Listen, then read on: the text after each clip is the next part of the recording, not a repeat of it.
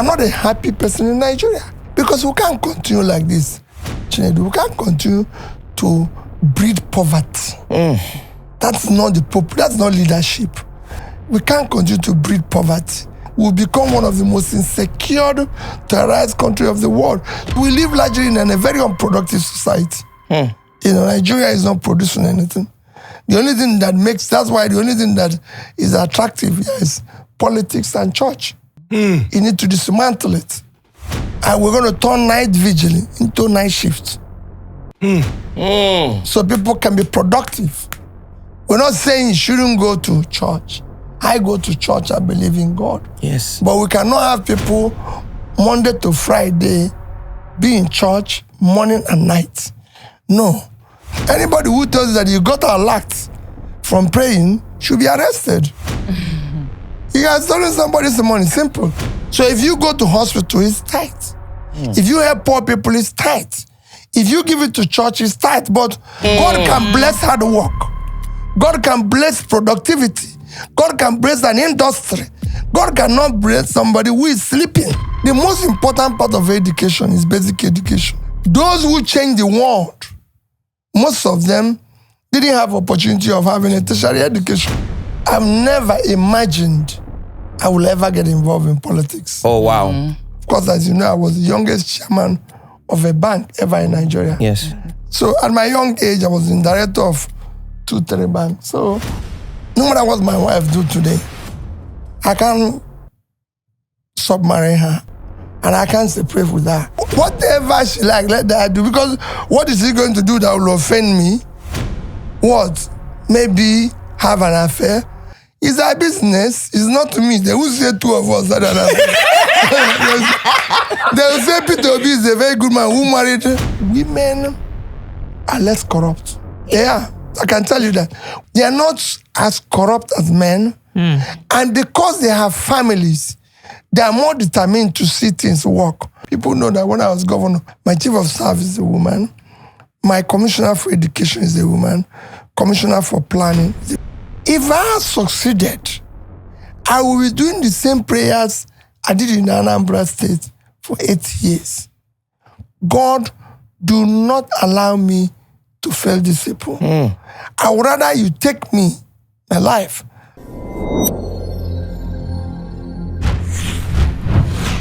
The Honest Bunch podcast is brought to you by Reseda, Lemfi, Seymour Global, Declan Wines, and Workman.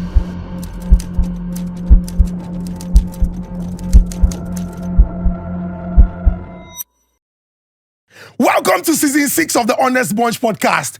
It feels so good to be back. Una won't use love finish us. Oh, where are you guys? We miss you. I cannot sleep without you. I use you to do this thing on my way to work. Don't worry, we are back. And we are not just back with great content for your viewing pleasure and also listening pleasure. We are back with reputable brands that have said, we trust your integrity, so we go support you. I beg you, listen to this update when I want share give una. I beg.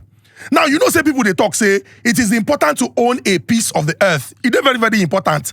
But who you give your money to? Now, why would they use our chest? They talk, say, Reseda.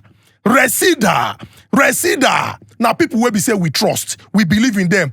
Just slide into their DM and tell them that I want to invest. You see anything where consign property, all these, their assets, they go give out to you. And the process is very, very seamless. Now, when you don't do that one finish, you go also ensure, say, your house, they okay. Seymour Global Resources, they don't go. Bring heaven, come down to earth. When you look doors, security doors, when you look interior decoration, when you look exterior decoration, everything will concern home and corporate furnishing, walls and floors, now Seymour. People where they Port Harcourt know. People where they South know. People where they the full Nigeria know. And will they bring this update to you so that this season, you go take advantage of the services when Seymour Global Resources, they render. Seymour, we see you. Let's do more. Hey! Now, as you they watch, you suppose they relax. How do you relax? Exquisite taste. Ladies and gentlemen, let me show you something.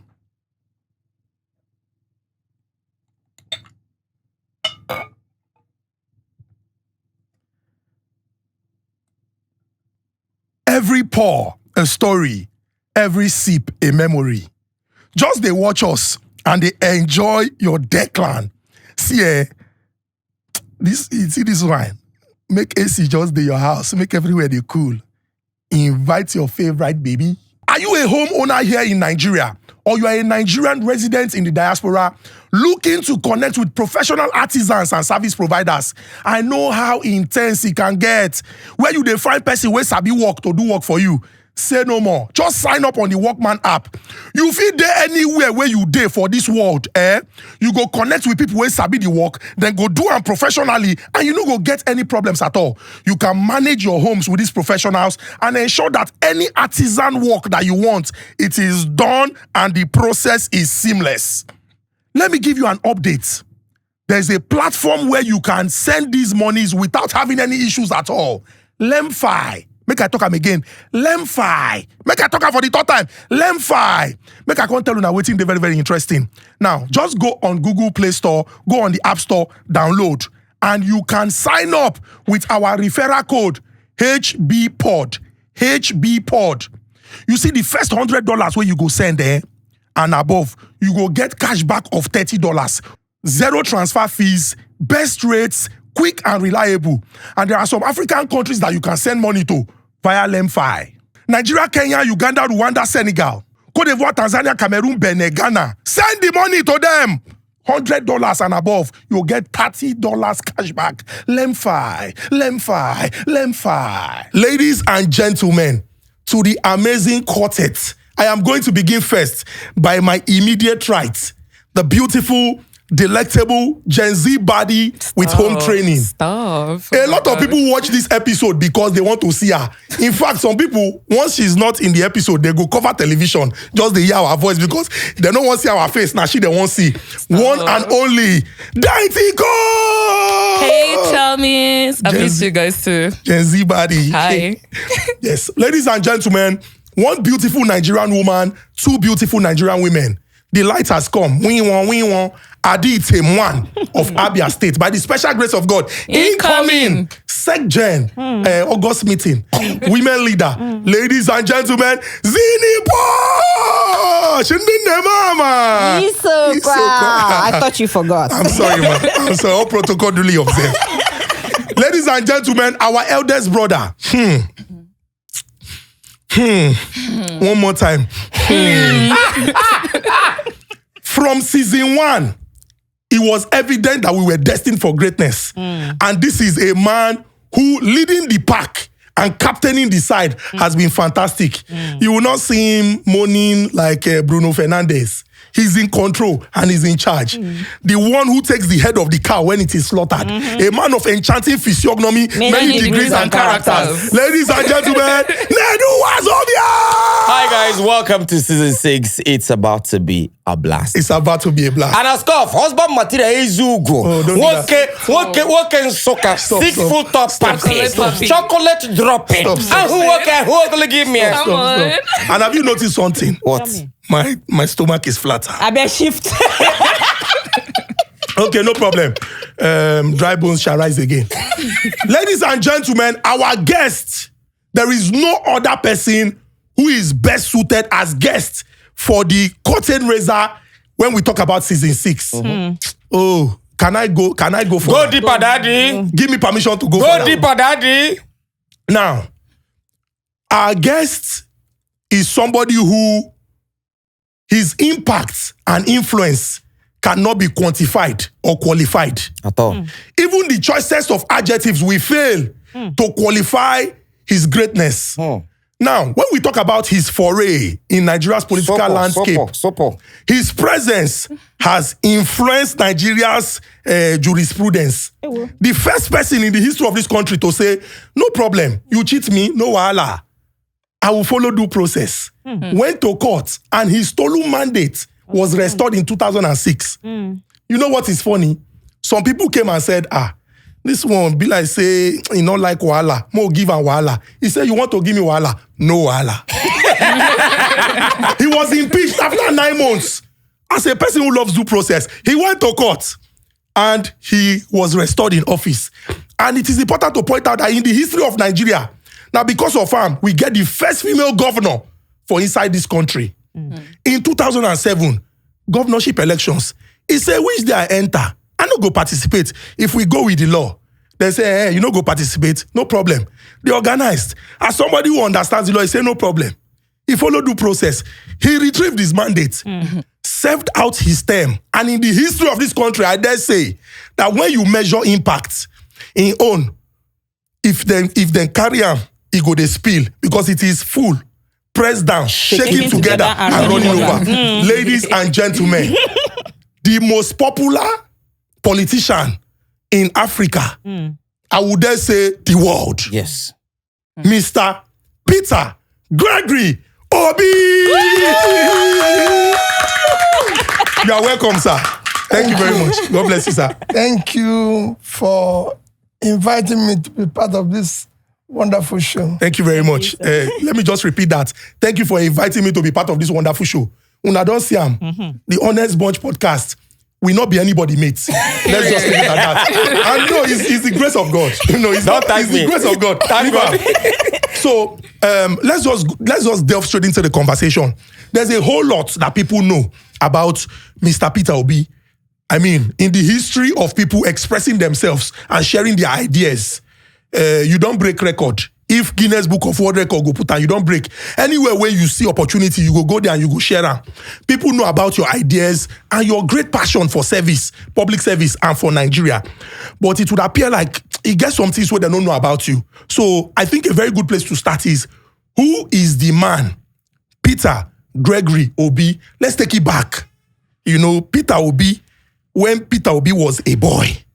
Let people have an understanding of family life, you know, beginning, primary school, secondary school, you know, because you can trace it and he collects certificates. So over to you, sir. Well, very simply, and I'll be very fast on it. Of course, I was born in Onitsha. July 19th, 1961. At Waterside. If you know Onitsha very well, Waterside is a facility that is owned by the Catholic Diocese of Onitsha. Okay. That was where I was born. And I attended Santa Maria Primary School, which is just beside Waterside. And the whole Trinity, you know. I attended my secondary school, all in Onitsha. There was a time, of course, I went to, because my auntie was teaching in school in a place called Omobanam. So I went to live with my auntie for a short time. I went to primary school there also. And from there to CKC, Christ the King College, Onitsha. I was in Christ the King College from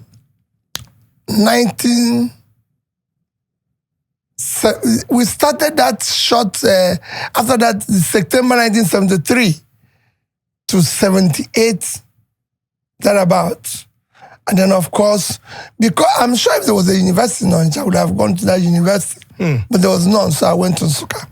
University of Nigeria. I went to the University of Nigeria and Nsukka. You know, I had when the oldest man say left 2004.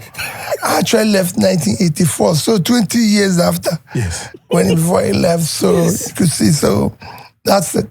Interesting. And then being born, my parents were traders. Both my father and mother were traders. So they started, if you know Onitsha very well, there's a place they call Ogbomanu Junction. It is where you have New Market Road, Old Market Road. If you go there, you still see a big a shop. Now I think what's this fast food shop called again? Mr. Big. At that junction. That building is my father's building. That building was built about 1956. Wow. Was the major supermarket in Onitsha. So that's my father's. It's still there. It's still a property we own till today. So that's where my father was trading. He was a big-time trader. My mother, too, was a big-time trader. And, of course, I'm a trader. That's all I've done in my life. Even from the secondary school days to university days or anything. Where you said you passed through Nsukka? Yes, University of Nigeria, Nsukka. What did you read? History and International Studies. So you were in Nsukka campus? Yes. If we were in Nsukka campus, I was in Nsukka campus. Everybody who passed through Nsukka while I was there knew I passed through there. I lived in my own house in Oflono. Wow. You know? Like your own house that you... My own house. That you built? Yes. As a student? I was a businessman as a student. As a student, I built Savannah Bank branch in Omo and Ubolaf. What business were you doing, sir? I was trading. Wait, I don't understand. As a student... Everybody knows, just as a student in the University of Nigeria and Nsukka, everybody knows that Peter Obi is a businessman. You built Savannah Bank branch? In Omo and Ubolaf. as a student. Wow. Yes, I was a businessman. Everybody in Nsukka knew I was a businessman in Nsukka. I lived in my house. I owned my own as a student. I bought my first car in first year, post waging. By second year, I bought 505. By my third year, I had a BMW 520. Everybody know me. If you pass in Nsukka when I pass through Nsukka, you will know me. Everybody knows. I own the supermarket inside the campus. Everybody knows I was a student. I'm a trader. That's the only thing I do, and I still do it till today. I believe in trading. I can't live without being productive. Interesting. So we would still get into that conversation about you being a student, pursuing a degree, and then, identifying a gap as an entrepreneur and addressing problems. But let's go back to family life. There's a lot of conversation about, family upbringing. And that is why it's important to know how the formation from the start. I know you are a devout Christian. Your parents also. But I would like to go back. As traders, they were involved in their various businesses. Yes. And so I would want to know how it was, the upbringing, and the time they had to win you as a child. Well, for me, it was because both of them are trading, you hardly see them. And my father died just about the wartime. So I would say I was virtually brought up by my mother. Wow. Who is very strict, who actually will always teach me. I was telling Dr. Mo today, when we came to a market, my experience with my mother, when I say I'm going to trade, when I was in school and everything, and I talk about trade, and my mother taught me something about trade and life. He said the world is like a market. People come to market for different things. Reason. Some came to sell. Some came to look around. Some came to buy. Some came to steal. Yes. Some to gossip. Some to do all sorts of things. So you just have to concentrate in what you're here for. Don't bother about what other people are doing. And if you're selling any particular item, concentrate on it. Don't mind if the other person makes too much profit or losses in his own, just stay where you are and everything. I told him that in experience that one day they were husband and wife who were fighting. I used to be a top businessman in Balogu here, in front of my shop in Balogu, and they were fighting them.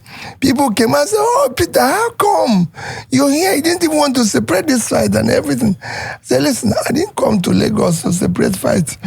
I came to sell goods." These people. But there was an experience. 2 hours after, people saw them, both of them, in restaurant, eating. After fighting. So I don't know what, so I called the person who told me, as I said, you can see, I don't even know where they want to distract me from my store. And then if I go to separate them, they'll steal my things. So I try to stay in my lane. And that does inform whatever I do. Most of the things you see me do in life comes from my mother's, I would say, upbringing by my mother, what impacted me. When I said I was going to Lagos, I always said, my mother told me 5 things. Maybe I won't say all of them here. But I can tell you the first 3 are very critical. Yeah. And they have remained with me because he said to me, Peter, never steal anybody's thing. Instead, please come home. I will feed you. Let me not hear that anything is missing. And they found it around you. To never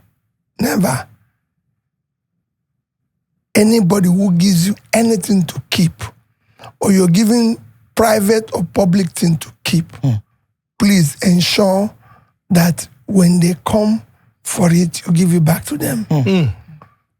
Don't envy anybody. That's number 3.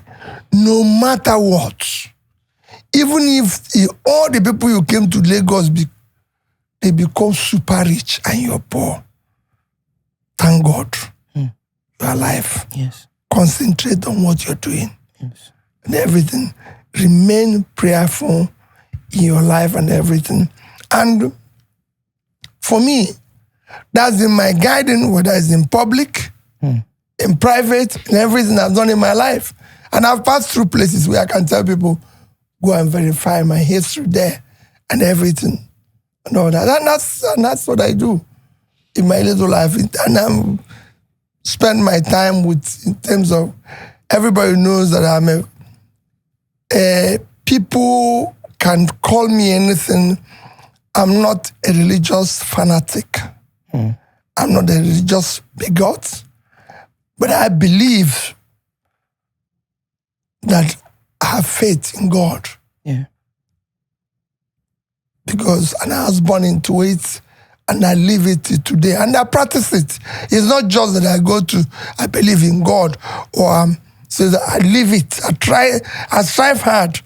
I'm still a sinner, but I strive hard every day to do the right thing. My immediate senior sister is the Reverend Sister.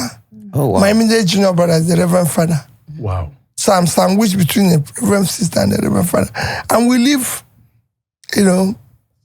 happy and everything. Heaven is starting for you then. So it's not, no. You have to work for it. There's nothing that is certain. Everything, I believe you must work for it. They didn't say if you're sandwiched, then anything is certain. There's nothing certain. Everything, you have to work for it. I believe that you have to work for everything. You cannot say, so you say you are a sinner. I'm thinking, which sin you want sin? Well, we all make, when you talk about a sinner, we all make mistakes. True. We all make mistakes. That's why if you go to church, they start by saying, God forgive us our sin. Because there might be something, action you've taken that offended somebody and everything. And I try every day, if I know, to apologize, to say to people, I'm sorry, to say to this, even in your house. It could just be me leaving, maybe telling my wife, no, please, don't talk to me like that. I come back in the evening and say, I'm sorry, it doesn't cost you anything. Because it really doesn't. So little things like that. Maybe my family, maybe my children, everything. I'm the weakest person in my family, actually.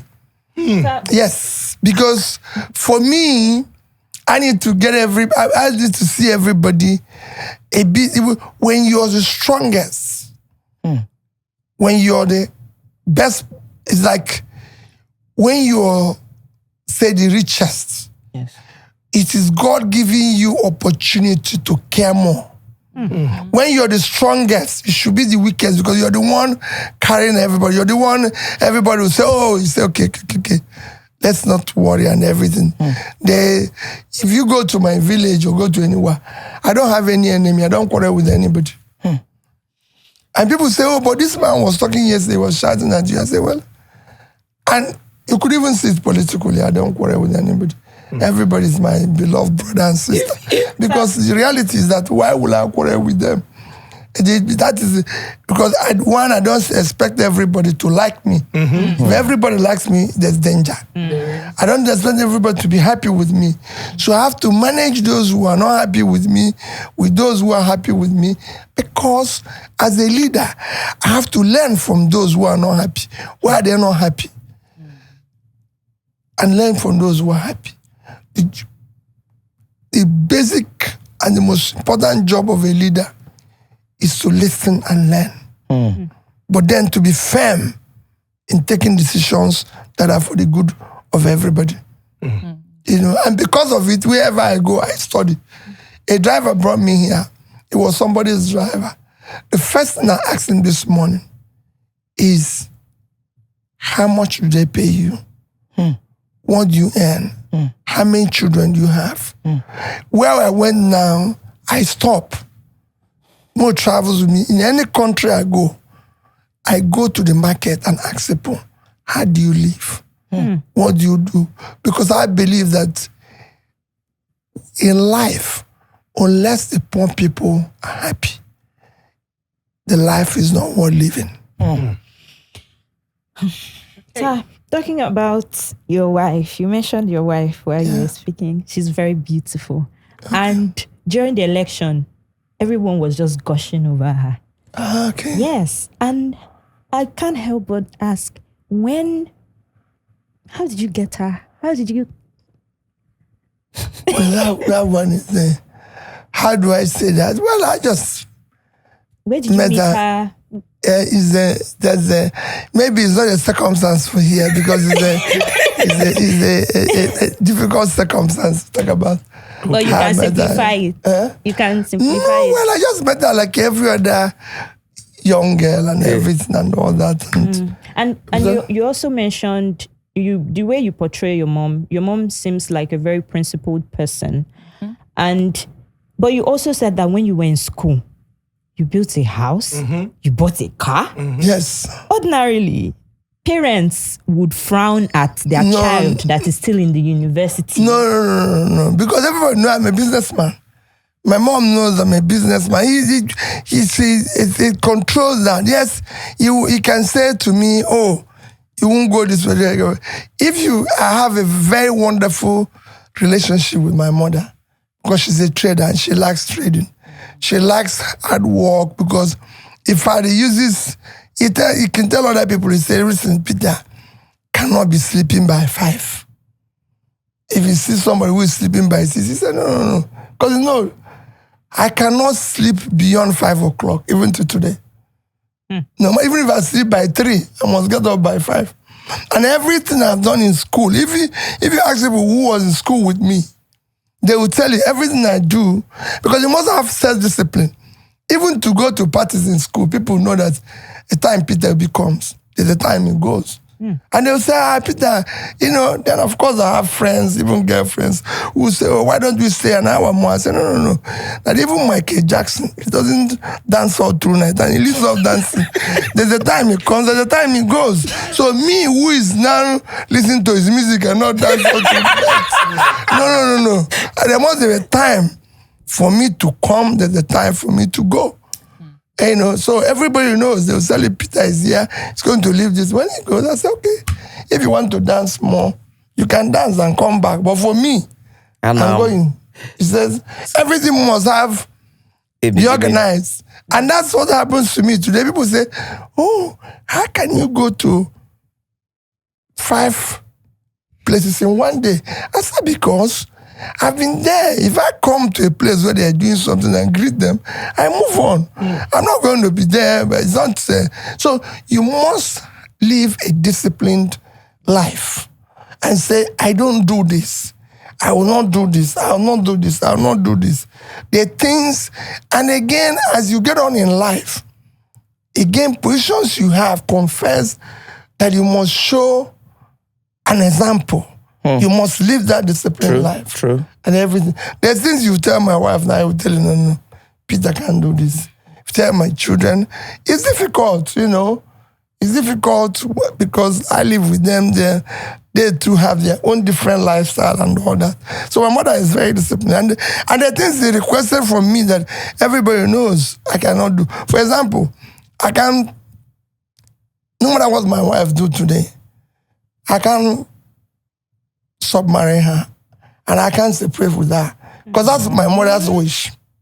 Anything he does, I said, no. I can never, even if he likes, let her choose a gun to shoot me. As long as I'm alive, she's my wife. That's it. That's me. I can tell you that. I can tell you that. That's me. I'm not saying there's anything. As long as I'm alive, I won't marry. I won't have anything. She is my wife.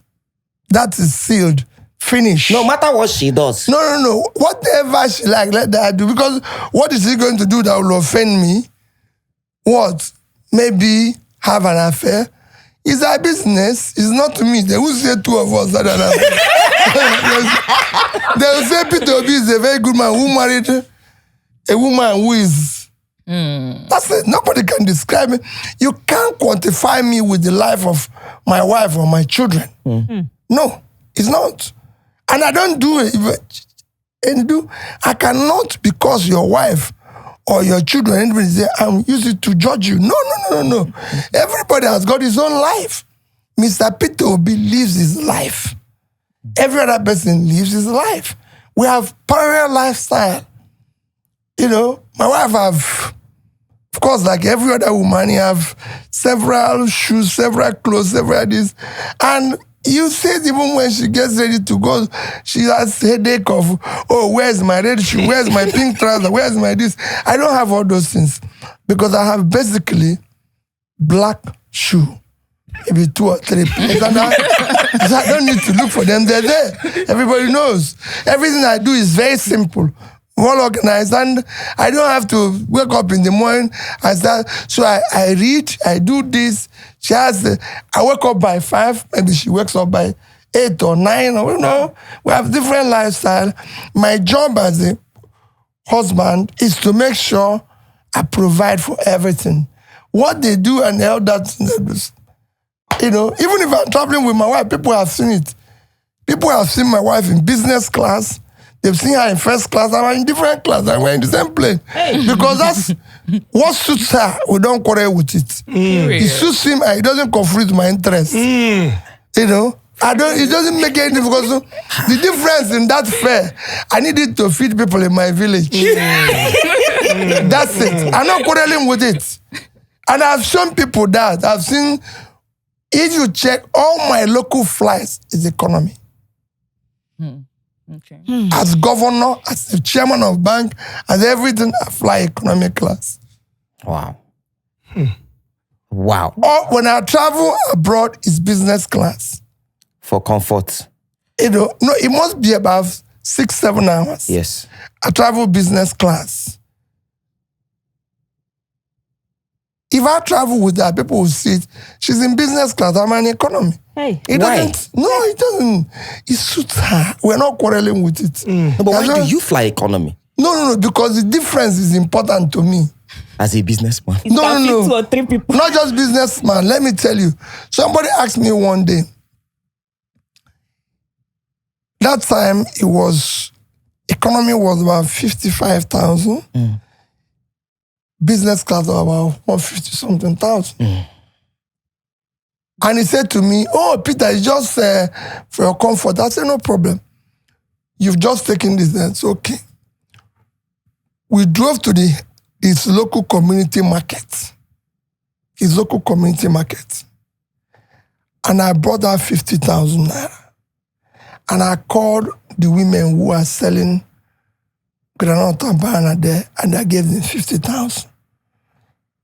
He saw the impact. I said, that's what I just saved. Today, I told somebody an interesting thing. Every day, I've decided that unless for referral, I must go to hospital in Nigeria. Unless for referral.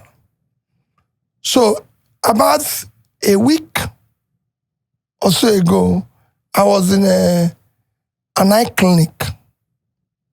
They had an intensive X-rays they want to do because I was feeling somehow, having a headache. And they were doing that. And when they finished, they gave me a bill.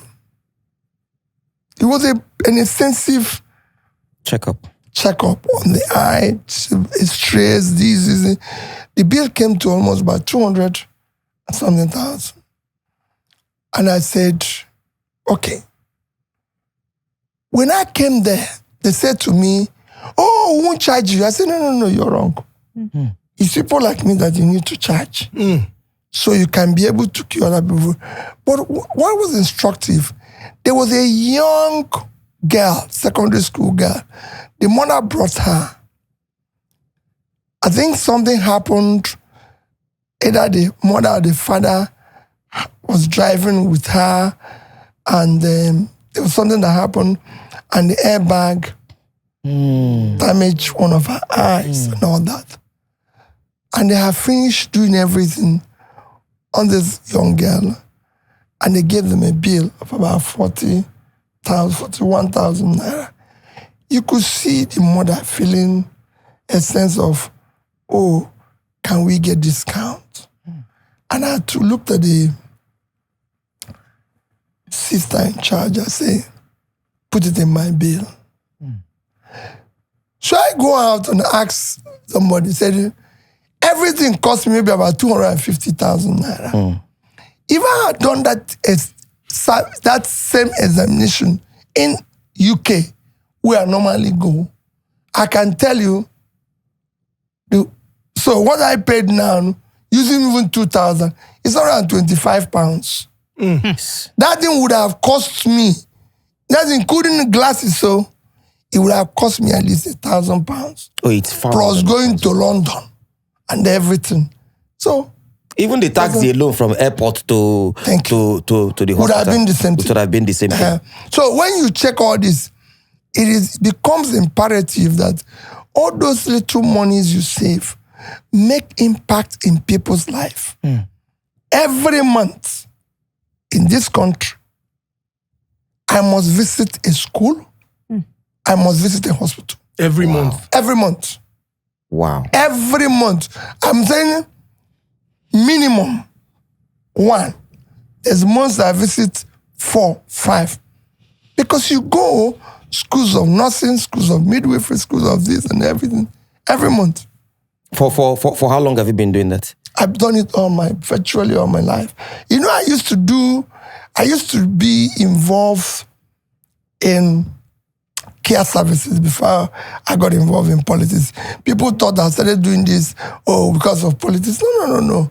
I've been to virtually all troubled parts of the world, even while I live in the UK. When I was governor, I remember going to President Jonathan and saying, I'm going to Haiti. And he said to me, why are you going to Haiti? I said, I'm going because they have earthquake. Yeah. He said, I said, yes. That's what I used to do before I became governor. So I want to go there. I've actually withdrawn my son from school because I have to go with him to Haiti to see what is happening. And we went to Haiti. In fact, we were to stay 1 week, but I think we stayed only 3 or 4 days because Nigerian police actually sends police to Haiti as part of their police system by United Nations. I didn't know. So in the camp where we're staying, because of earthquake, we were staying in the camp. So we queue up to go and shower in the morning and everything. So I was far back. And one of the police people saw me and said that I look like a governor in Nigeria. And I said, yes. He was, what has happened?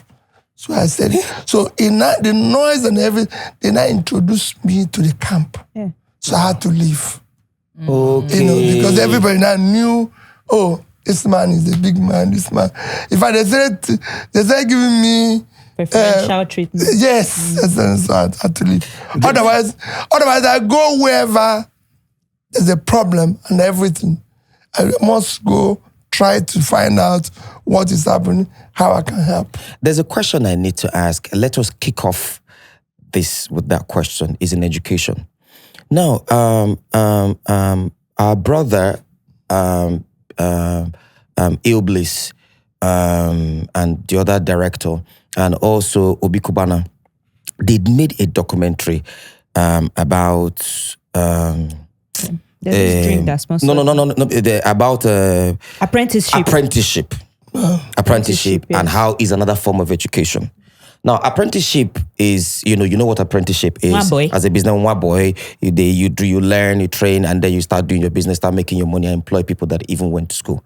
But in your case, you started. It's like you were doing apprenticeship before you even got into school. I was born in a business So you were born into. I was born into trade. You were born into the trade. Yes. Because you were born into that trade, it don't be inside of you. So immediately you got into school, you were already doing the business, and it helped you. In fact, your parents didn't even need to pay your school fees. You can't even pay it yourself and pay for other people. So you built this, had this.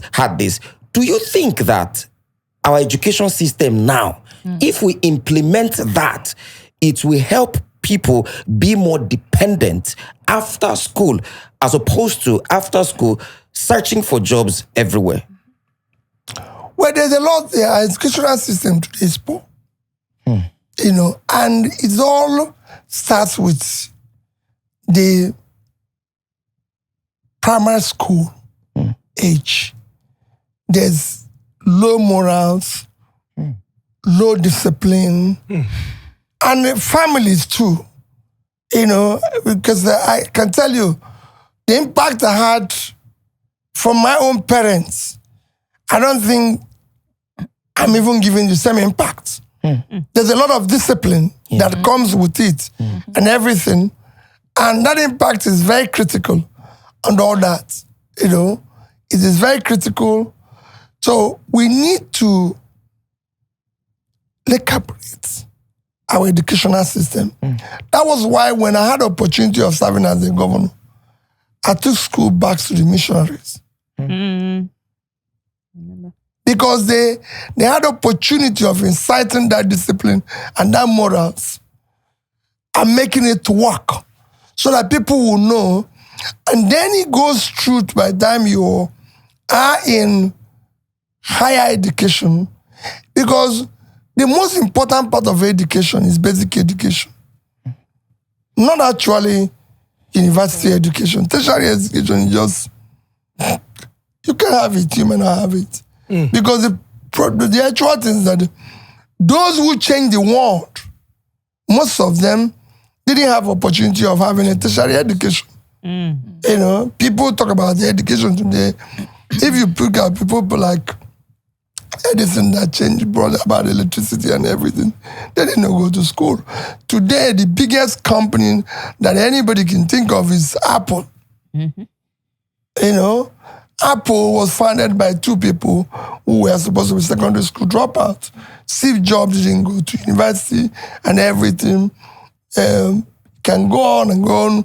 Microsoft, Bill Gates didn't have opportunity. So it's not as if you go to the UK, people like Richard Branson will drop out.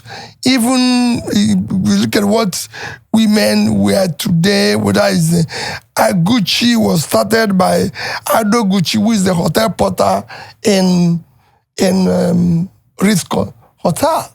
So I can go on and on. And one of the things I do in life, like I was telling you, is to read about people and nation, how it was created. So it's sort of, once you have the basic education, and that is what is lacking here.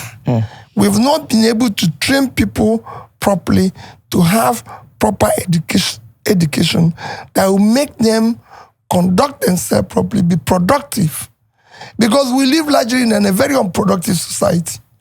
Nigeria is not producing anything. The only thing that's why the only thing that is attractive here is politics and church. You need to dismantle it. People need to be productive. How can we dismantle? You say we need to the only thing that is attractive is the politics and church. How do we dismantle politics and church? Because it's like two of them are horse and carriage. They go together. Well, it's very simple.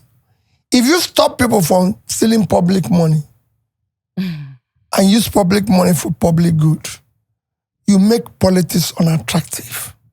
It shouldn't be. What we're doing here is state capture. It's a criminalized entity. So you have stolen the country or the state, so you steal everything that is there. That must stop. The church must teach morals. Church must work. And we're going to turn night vigil into night shift.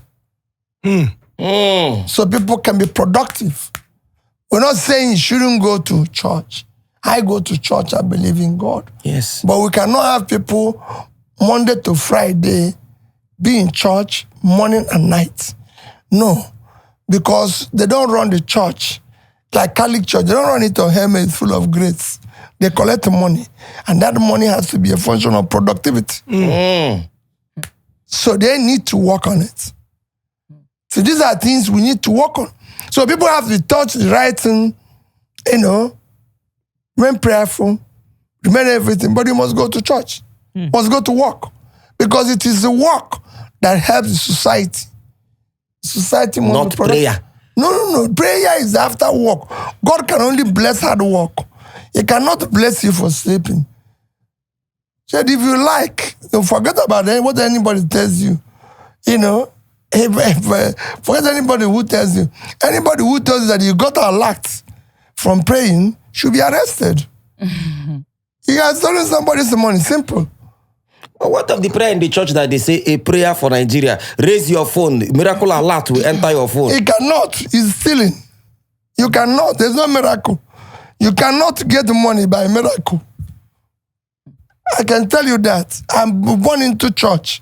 My brother is a reverend father. He has never prayed and money came into his... What about grace? Some people have grace. No. That's what I'm saying. The grace is after hard work. God can bless hard work. God can bless productivity. God can bless an industry. God cannot bless somebody who is sleeping.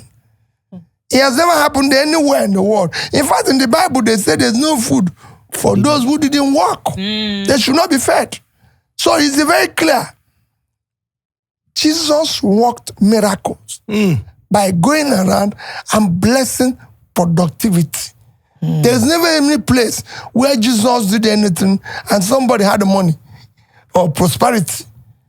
Prosperity came to those who worked. That's it. But they say if you pay tithes, the doors of heaven will open unto you. After you've worked, that tithe is given to God, to humanity.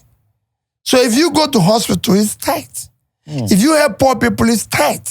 If you give it to church, it's tithe. But that tithe must be a product, must come from productivity for God to continue to bless whatever you do to do it.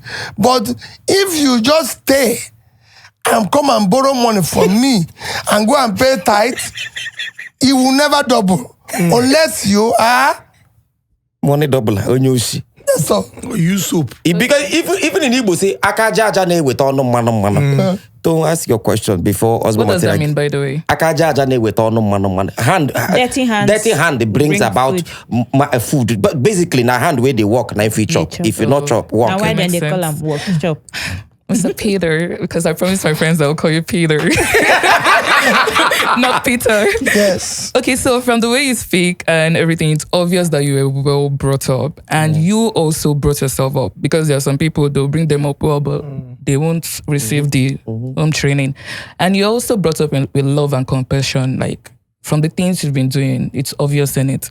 Is that the reason why you ventured into politics, or you have other reasons? I've said I won't have time to tell you exactly how I went into politics. It's a long story. You can brief us. But I have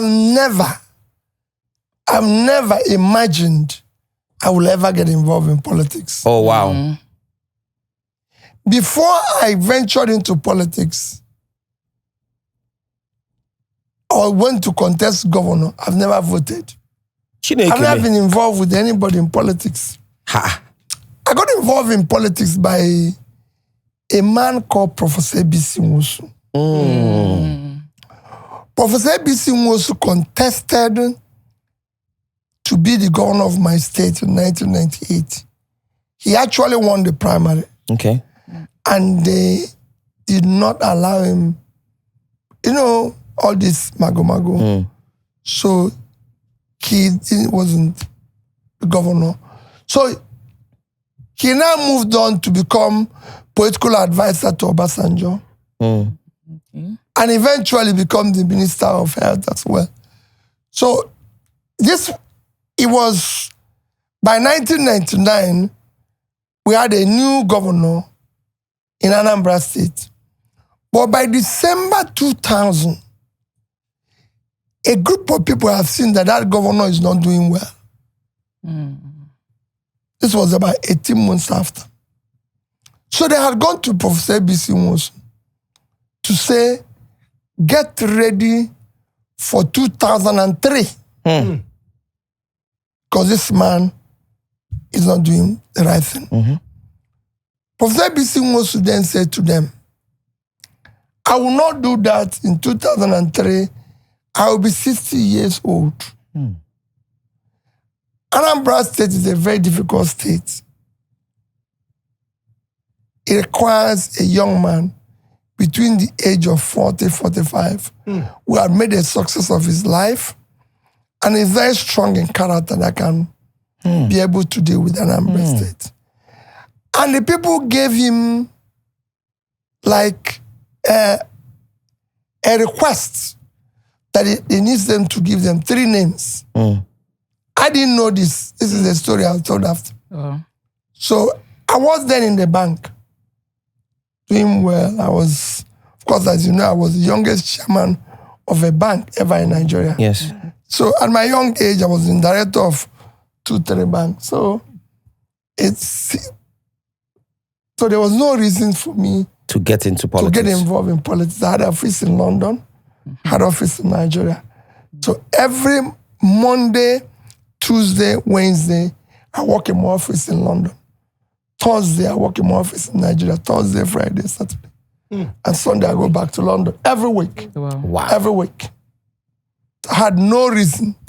I didn't even know where people vote. I don't even want politicians to come around my office. Wow. So I had a good life.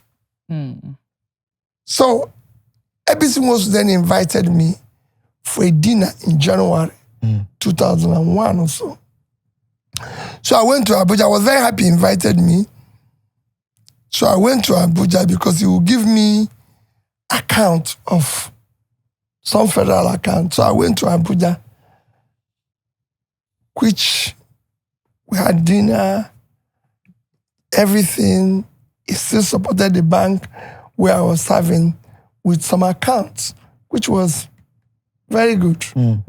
But while I was doing that, I was actually being interviewed for a job unknown to me. Wow. So ABC, we had a long conversation about politics, about what people do, about what is this, even suggested names of people who should contest, and I'll support them.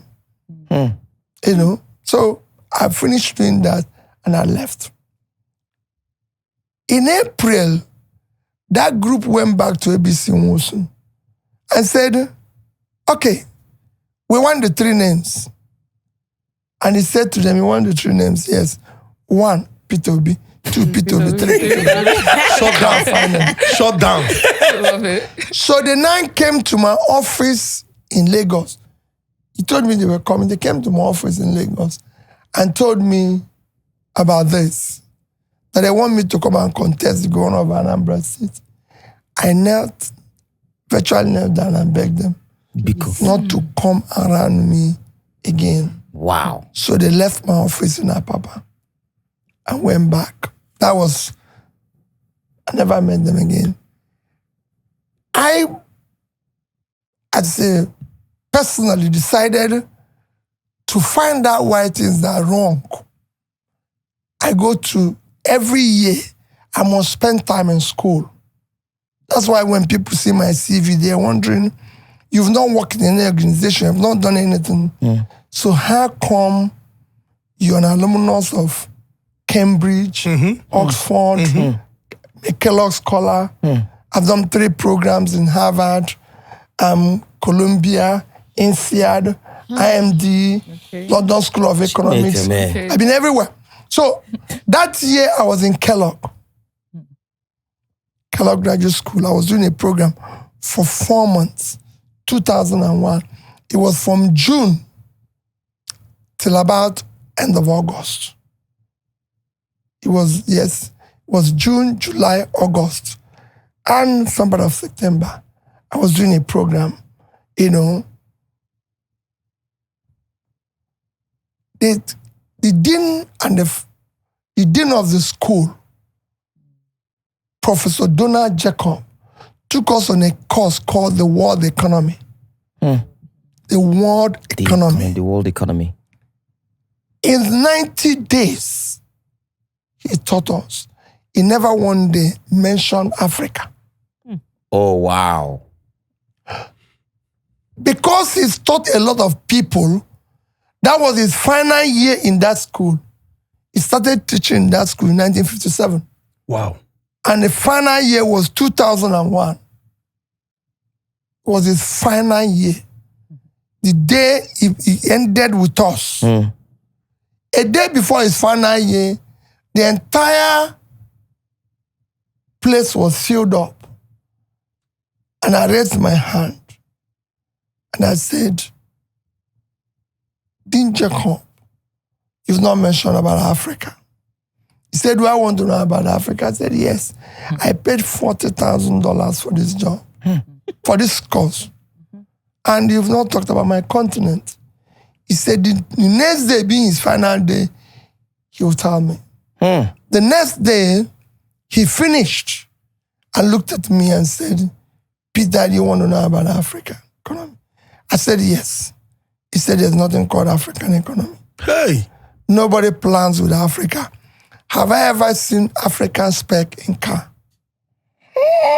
There's the American spec, there's the Gulf spec, there's Asian spec, German, there's European spec, but there's no African spec. Can you give me a 5-year, 10-year, 20 years plan of your country that I can work on? I'm sorry. And of course, because it was a classroom, I just said, I think they should be. I think so, because I always have about 5-year ruling. I said, there should be. I'll get it for you. He said he would like to say it, that I should join him for lunch. So I joined him for lunch, and we finished eating lunch. If you're in Kellogg Graduate School or today College School of Management, on the banks of Kellogg School of Management, there's Lake Michigan. So you're on the lake, seaside, beautiful place. So we had lunch. After lunch, he said, let's take a walk by the lake. As we were walking, he asked me, do I have any of my country's currency? So I brought out, the highest denomination then was 100 naira. So I brought out 100 naira. He brought out $100. And he asked me a question. Which of these two currencies do you prefer? And I said the dollar. Because the dollar was then 100 naira to $1. So he said to me, you can keep the dollar. Because it was 10,000 naira. He said, keep it. I'll keep your currency. And we walked a little bit again about a pole. He stopped and looked at me again. He said, I should bring out the dollar. I brought it out, and he asked me that question for the second time. And I answered exactly the same thing. And he said to me, let's sit down. Because there was a bench, by the sea. Let's sit down and feel the sea. So we sat down, and he held me. He said, young man, I've taught economics for 50-something years. The only reason you prefer another country's currency to your currency is what drives economy.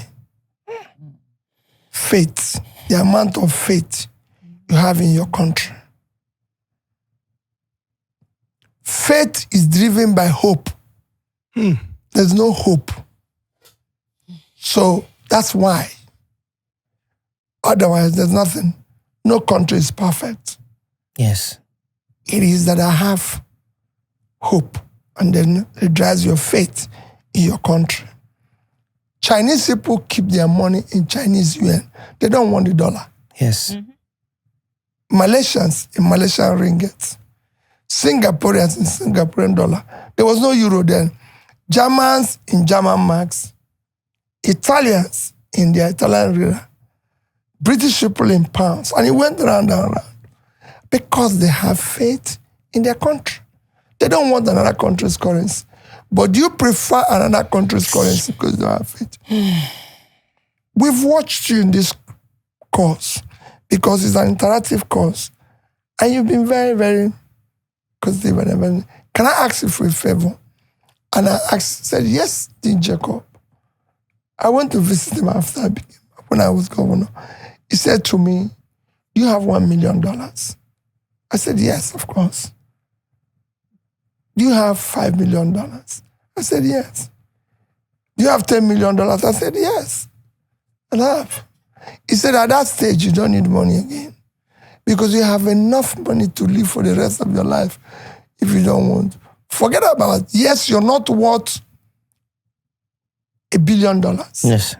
But I can tell you, whatever they do with $1 billion, you're turning because you're no longer going to look at the price of food.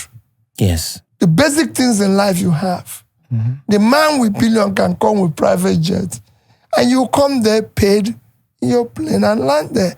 You could stay in a suite in a hotel that is $3,000 a night. You stay in the same hotel for $200 a night and pay your bill, and everybody will have a good sleep. So at this stage, can I ask you for a favor again? I say, yes. Say, go back to your country and participate in building public wealth. Mm. Public wealth enriches everybody. Mm. Individual wealth impoverishes everybody. Yes. Yeah. I'm a lecturer. I'm just about to retire. I drive a Mercedes 500. And I can tell you from my own investments, I have about $4-5 million. And what about that? My wife is a lecturer, drives a lesson. My daughter is a lecturer. Do lecturers in your place live this type of life?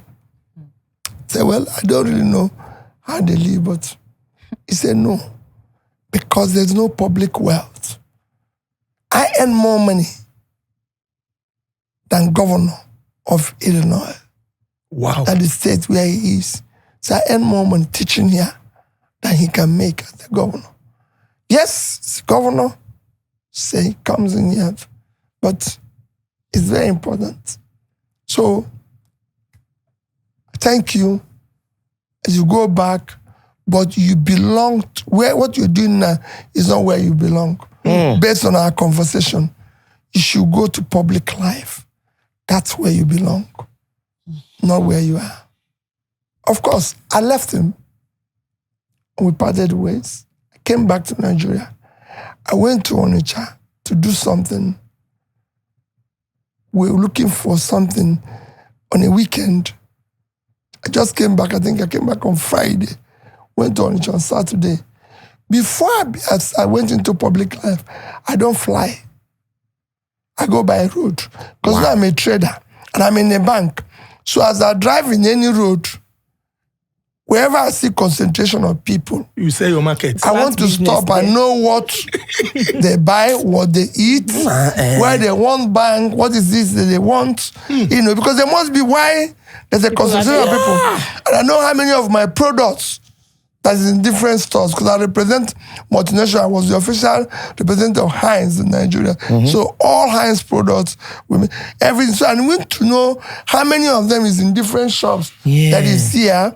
And then whether we can have a bank branch here based on this thing. So I go by road. So I was driving through Benin to come to live on Onitsha. I saw a circle of people. It was what people they call Bakassi. Trying to kill two people they called criminals. Yes. Wow. And within, this was as early as 7, 8 a.m. in the morning. Yes. Kids were going to school. They created a circle and brought out 2 young men in a car. Within 5 minutes, cut off their head. Jesus. So if you cut off somebody's head that he was alive, blood will be splashing. Yes. Everything. My driver could not drive again. Wow. I drove my car from Onitsha to Lagos. And I came back to Lagos and said to my wife, I'm going back to my Anambra State to go and contest the election to be governor of the state. Before then, I've never voted. that's how, of course, you could imagine what has happened to my wife, my family. That's how I packed my suitcase.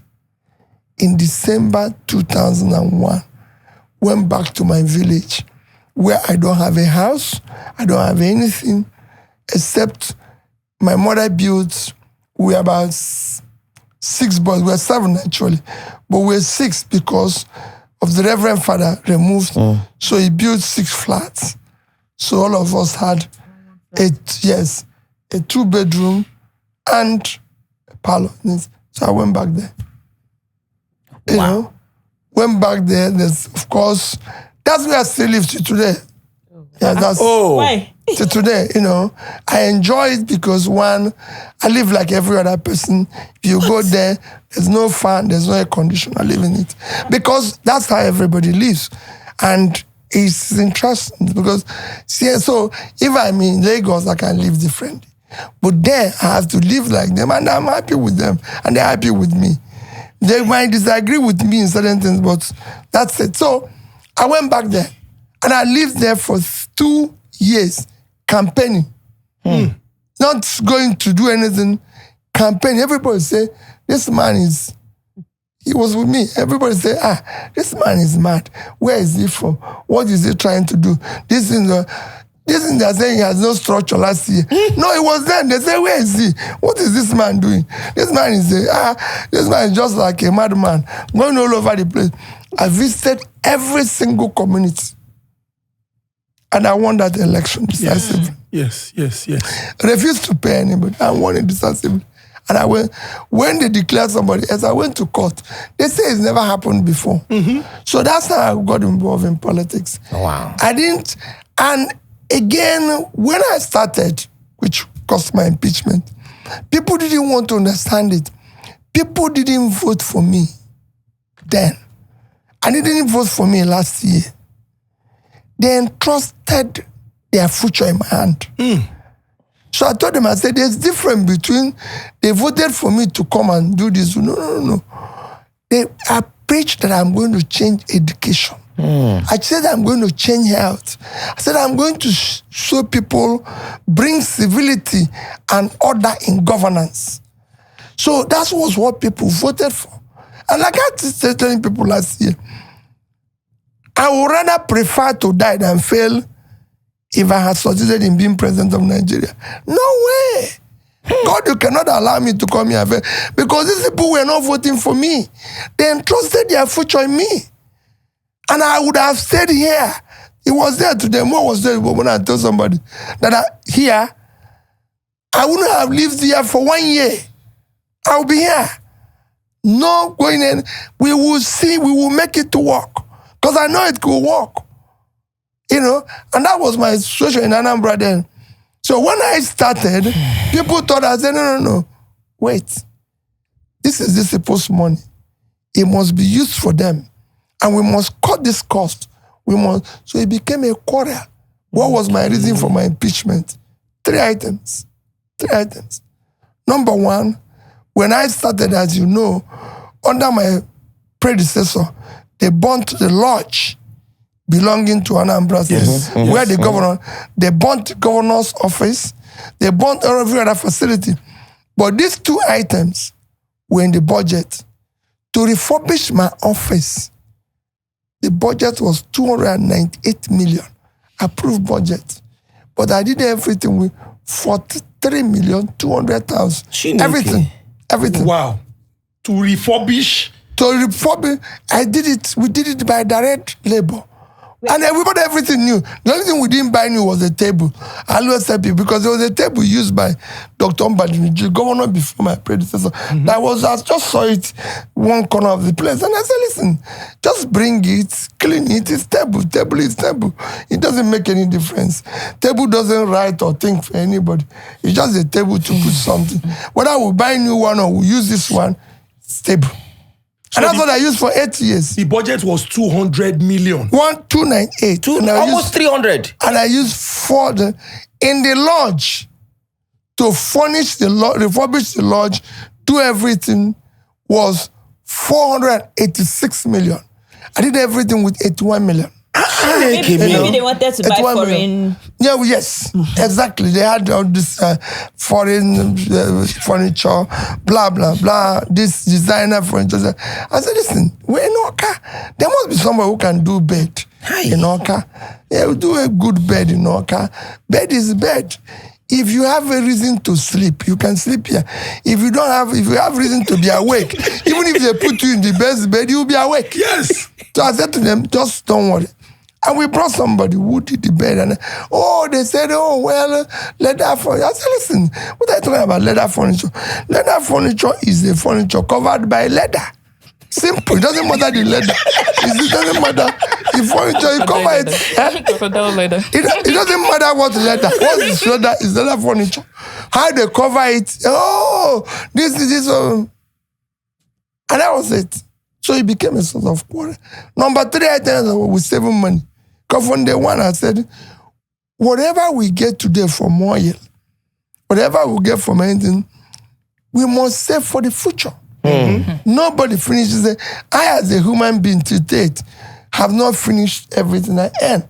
Whatever I earn, there's things I keep for future generation. Mm-hmm. Even when people tell me, even if my children don't listen to me, even if they quarrel with me, I must leave something for them. Must. Because I'm not meant to finish everything. And that's me. That's how I want to live. And I said to them, Anambra must save. We must save part of our money. And we did. We started immediately saving. And anybody can tell you, of course, you've read Ngozi Iweala's book. Yes. Fighting Corruption is Dangerous. Go and read page 61. He said there, when they wanted to start saving, they interviewed every governor was in the meeting. Governor Peter Obi insisted in saving, when every other person said no. You can go and look when we started Sovereign Wealth Fund. Mm-hmm. Go and read the minutes. I said we must save. In life, you must save for tomorrow. Mm-hmm. And I've done it as a person, and I must do it as a public. If I'm present today, Nigeria will be saving every year, and we'll show it. If we are going to borrow money, everybody will know why we're borrowing it and how we're going to pay it. Ew. You can't just get up in the morning and be running like if we're in motor park. We're not in motor park. Things has to be done in order. You travel, from everything you're saying, even during last year's election, there was one time I saw that, I can't remember the country that you went to. You were talking about power in that country. You went to that country. Egypt. It was Egypt, talked about power. And it's quite obvious from the beginning, even before you go into politics, you like getting knowledge, because it's what's important here.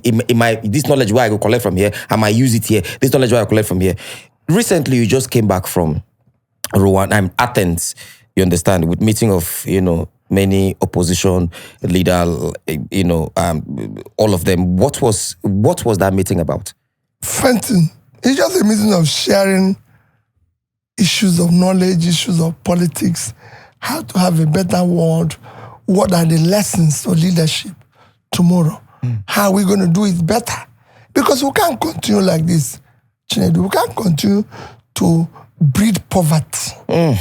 That's not that's not leadership. We can't continue to breed poverty. You saw people saying 2 days ago was supposed to be our independence celebration. What are you going to celebrate in 64 years that our poverty level have increased, where we become the poverty capital of the world? Are you going to celebrate the fact that we have the highest number of out-of-school children? Are you going to celebrate that our health infrastructure have collapsed, where we've become, we've overtaken India, that is 6 times our population, 7 times our population in infant mortality?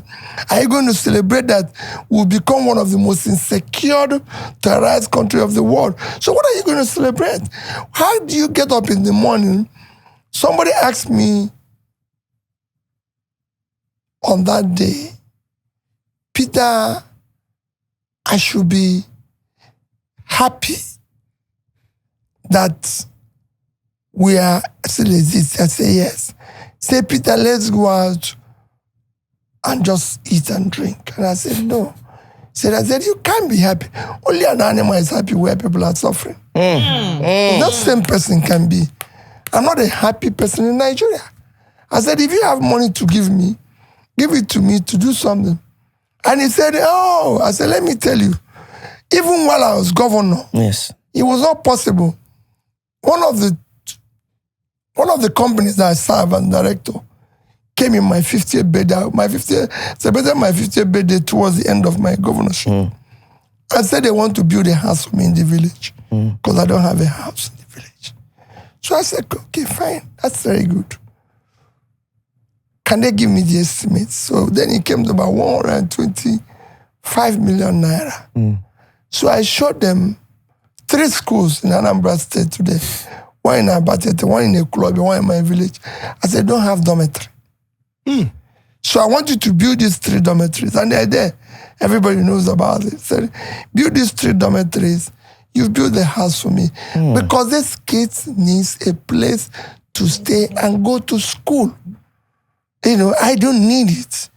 I'm already blessed and everything.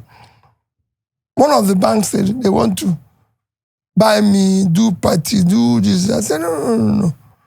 I've never had a birthday party. Wow. Celebration. Even when you were small. No. Maybe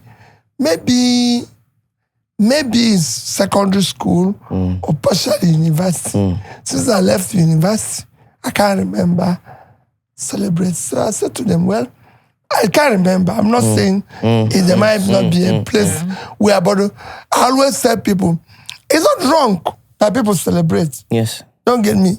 It suits them.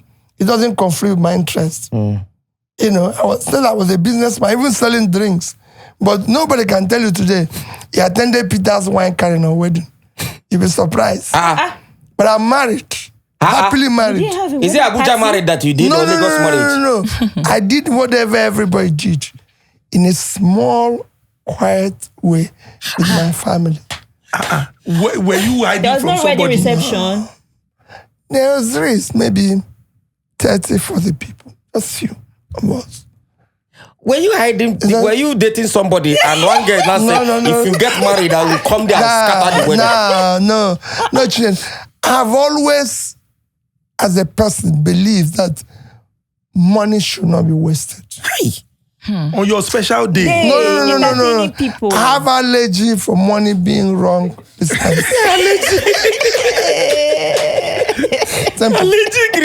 Yes, you must spend money for something that makes meaning. I'm not against people who do it. You know me, I attend everything. As long as it suits them and it doesn't conflict my interests, I'm not quarreling with it. You also had a meeting with Kagame 2 weeks ago. So that's what I do. Even all the celebration of life and everything. Yes. When I buried my mother, I was already a big man in a bank and everything. I put on an advert that said, no cow, no drink, no nothing. Just come and say you're sorry. If you're there, even if you call me on the phone, it's okay.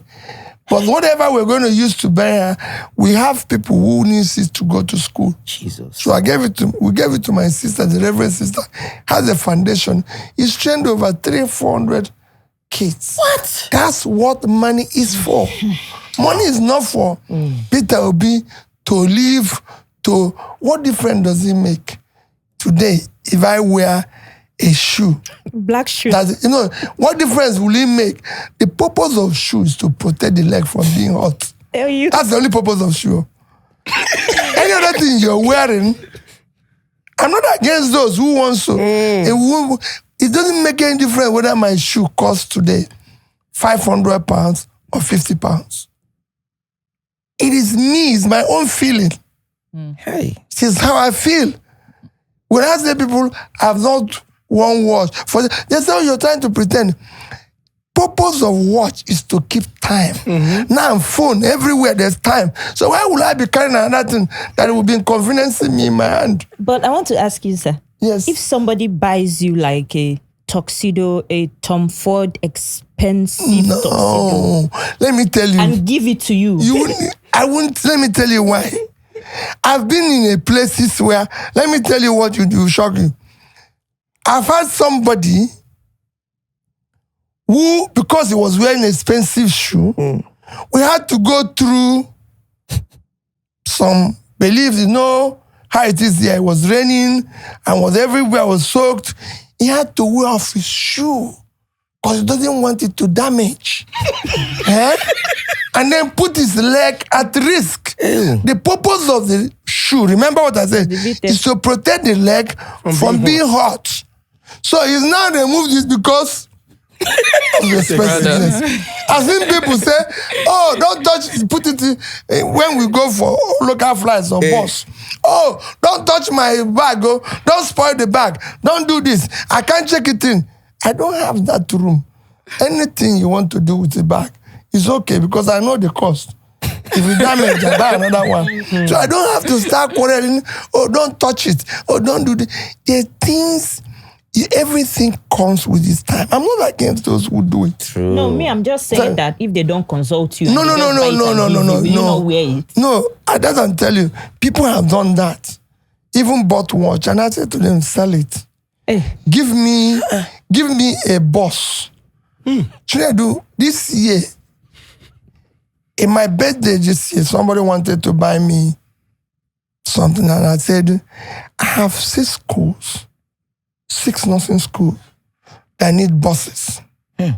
You see me deliver to very soon. Yes. I said, they just want used bus.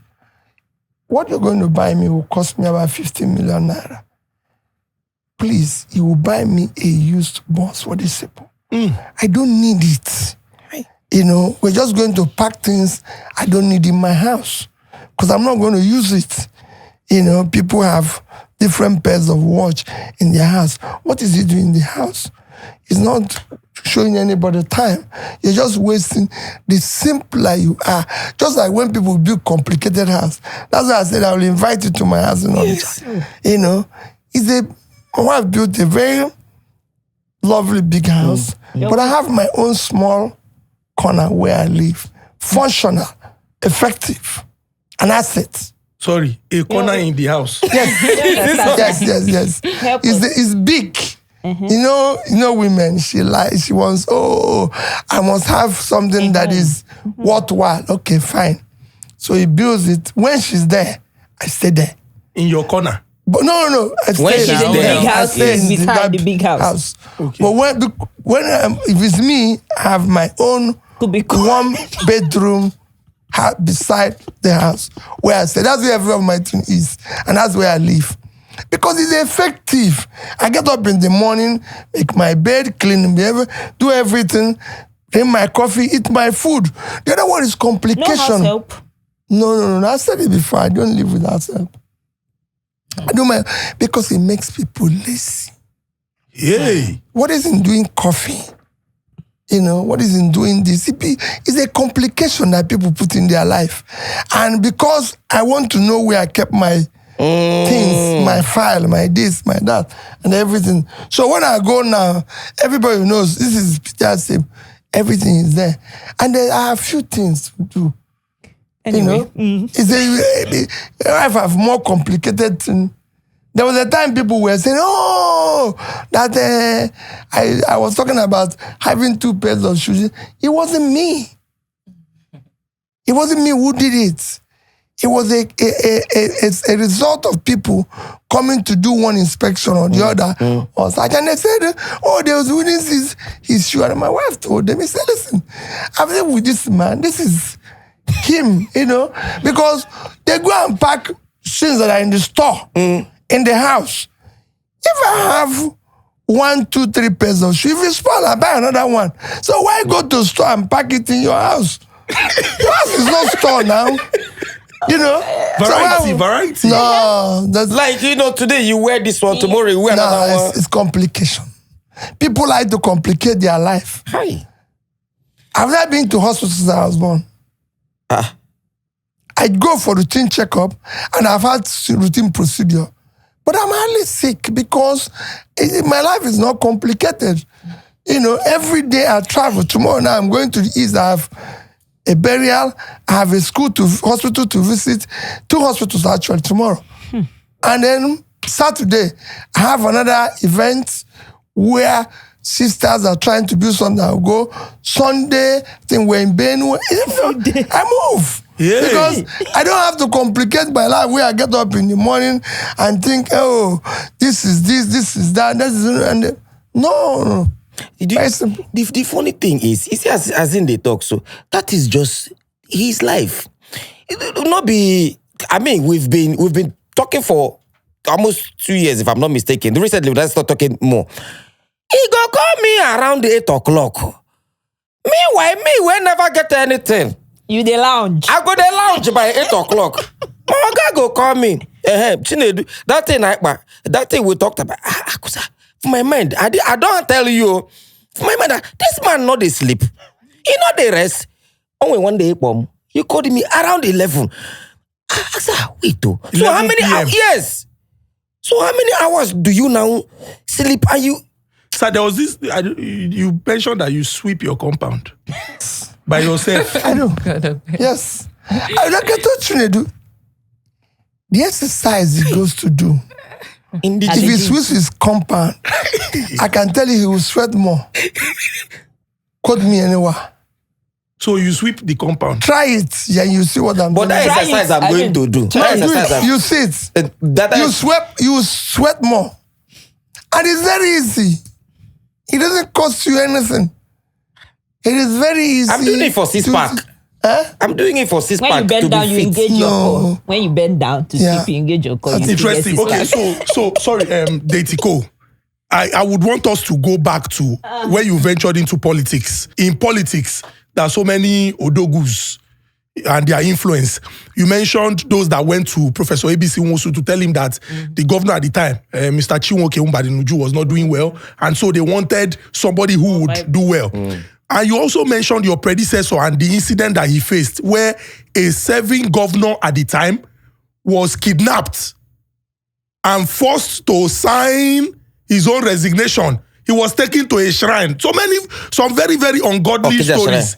I would like you to talk about how a relatively unknown, politician. Not a politician. Not even a politician. Not even a politician. A first timer. Oh, a first time. Okay, a first timer. Johnny just come in that simple thing. How were you able to handle knowing all these things? Say some people match a whole governor. For some, they just do the governor anyhow. Even in security details, can't they treat them anyhow? How were you able to handle this situation? Well, it was a very simple thing. I was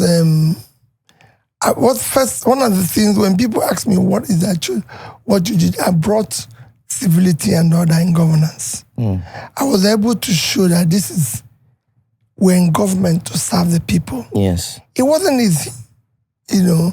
I used to have a situation where I go to Abuja and meet presidents who tell me nobody's happy with you. Yes. The elites don't like me. Not even today, it's the same situation. So the president will say, oh, they don't like you. People are not happy with you and everything. And because we shut out a lot of things, people, some women were not happy because we said there's no office of first lady. Because I shut down office of first lady. Because my wife never contested election. Nobody voted for her. So, it's a complicated thing to have an office for somebody who was not elected, have no contribution, that will make government work. In fact, our office have even more allocation than probably some ministries. So I just shut it down and said, we're happy. She's in my house, No other additional convoy and everything. No courtesy call, because people used to come to courtesy before I came. They say, somebody wants to pay you courtesy call. He comes as he's going. Protocol people will say, we don't have something. I said, how can we? So this person says he wants to see us, and he just came. Well, we're going to give him something. What are we going to give him? We're not going to do that. It's not going to happen. There was no end of year party. They used to cook in the government house. When I came, they used to cook food. In fact, they kill cow almost every day. There's a lot of people living in the compound. They used to cook a lot of food. When I came in, there would be food everywhere. You know, I don't eat, and they said this thing. So all this, I changed. I said, the cook, why you? Oh, he has to cook varieties of cook. He has to keep in case if I come with somebody. I said, no. The only place they keep food in case is hotel. And we're not selling hotel here. If anybody will come, I will tell you, and you cook. Mm-hmm. So you can't keep food in case. We're not in a restaurant. It's government's lodge. That's where I live. It's me. I'm the only person who will eat here. Any other person, if somebody comes with me and it will eat, I will tell you. If I come, you just wait. If I come with people, you can wait. When they go, you give me food. That is the case. So don't worry about me and them. Unless I tell you they'll eat, because I'll ask them, do you want to eat? If they say yes, we'll cook. Otherwise, there's a restaurant across. They go to the restaurant and eat. We're not running a restaurant. So don't say you came with people and you brought food. No. It is government house. We must separate two things. And the same thing with drink. People say, oh, champagne. You can't drink champagne in government. It's government's house. They didn't say it's not a lunch. It is this. So these things must be separated so that we can use. Because what we were consuming then was what we need to build classrooms. Mm-hmm. So we stopped it. But I was very close to all the rich and famous. When they want to see me, I go to them. I go to their house. If they come, some of them call me and say, Peter, I'm in town, I want to come and see you. I say, no, I go to them. Because in government house, we can't afford what they eat or what they drink. So it's better to visit them. It is cheaper. You will eat their own self. Whatever, because they will visit them. In fact, my people are happy when we go to visit them. Because they eat and they'll dash them something, which they won't get if they are with me. You know? So, but that's not a problem. Because we needed every resources to work for the people. The schools need to be fixed. The hospitals need to be fixed. Everything needs to be fixed. When I became governor, there was no single, we're talking about healthcare, primary healthcare. There was no single school of nursing, Jesus, health sciences or midwifery that was accredited in the entire Anambra State. Wow. Today, there's over 10. That are accredited. Functional. Wow. And these are the reasons why. We supported schools. He went to Madonna. Yes. Madonna is a private school. I gave them the 100 million to from their gate to inside. Yeah. That's what money is meant for. I visited every single secondary school. At least once. Every senior prefect had my phone number. That's why I'm a governor. I would have done the same thing with universities and everything. Reach out to the students. That's what I'm elected. I'm not elected to start hosting party in government house. No way. Also, we were building presidential lodge when I became governor. I shut it down. Because the president doesn't live in Oka. President Obasanjo insisted he must come to Oka. And he came and said Thursday, Friday, Saturday, 3 days. And when he insisted, I said, no problem, I have a lodge. Since he's coming, I'll pack out of the lodge for him. When he goes, I'll pack him back. But we're not going to build a house and keep and say it's presidential lodge. And that was what happened. So I came and told my wife, I said, listen, president wants to come. So we must move out of here and give them the keys of this place in 1 week. We took a hotel that's opposite to us, lodged there and paid him about 100,000 naira for the week. And that's it. And when he came, we went back. But we cannot build a house. Listen. Same time a president came, he just said we needed a car. I said, we don't have that type of vehicle. But I'll go to neighboring states that have them and bring them. When they go, we'll return their car. Because we can't spend money we don't have. It's the reality of everything. Because we didn't have it. If we don't have it, it is only in this country that we want to do what we can't afford. For my 8 years, I did not approach any bank to borrow money to me. Any bank in Nigeria, go ask them to borrow a funding to me or issue a bond. No. I told them we must live within our income and we must save. Simple. If we don't have money for anything, that's fine. We shut down Anambra State Lodge in Abuja. Governor of Anambra doesn't live in Abuja. There's no reason why we should have lodge, have convoy, have everything. No. People didn't travel with me. I went to Abuja alone. I'm not saying it's good though. But we didn't have money for it. Today, people have a lot of money for it. They can afford to do it. Carry people along and all that. But we didn't have. So you must live your life with what you can afford. And that would have done as a country if I had the opportunity. We would have put resources where it's needed. Yes. And that's it. So, sorry, one question, sir. You mentioned that the president himself would speak to you at the time and tell you some people are not happy. That's what I wanted to ask. With you. Yes. Now, just thinking about it, it's evident that some people who are not in public office are very influential and powerful. No. Not that then when he meets them, it's not that powerful.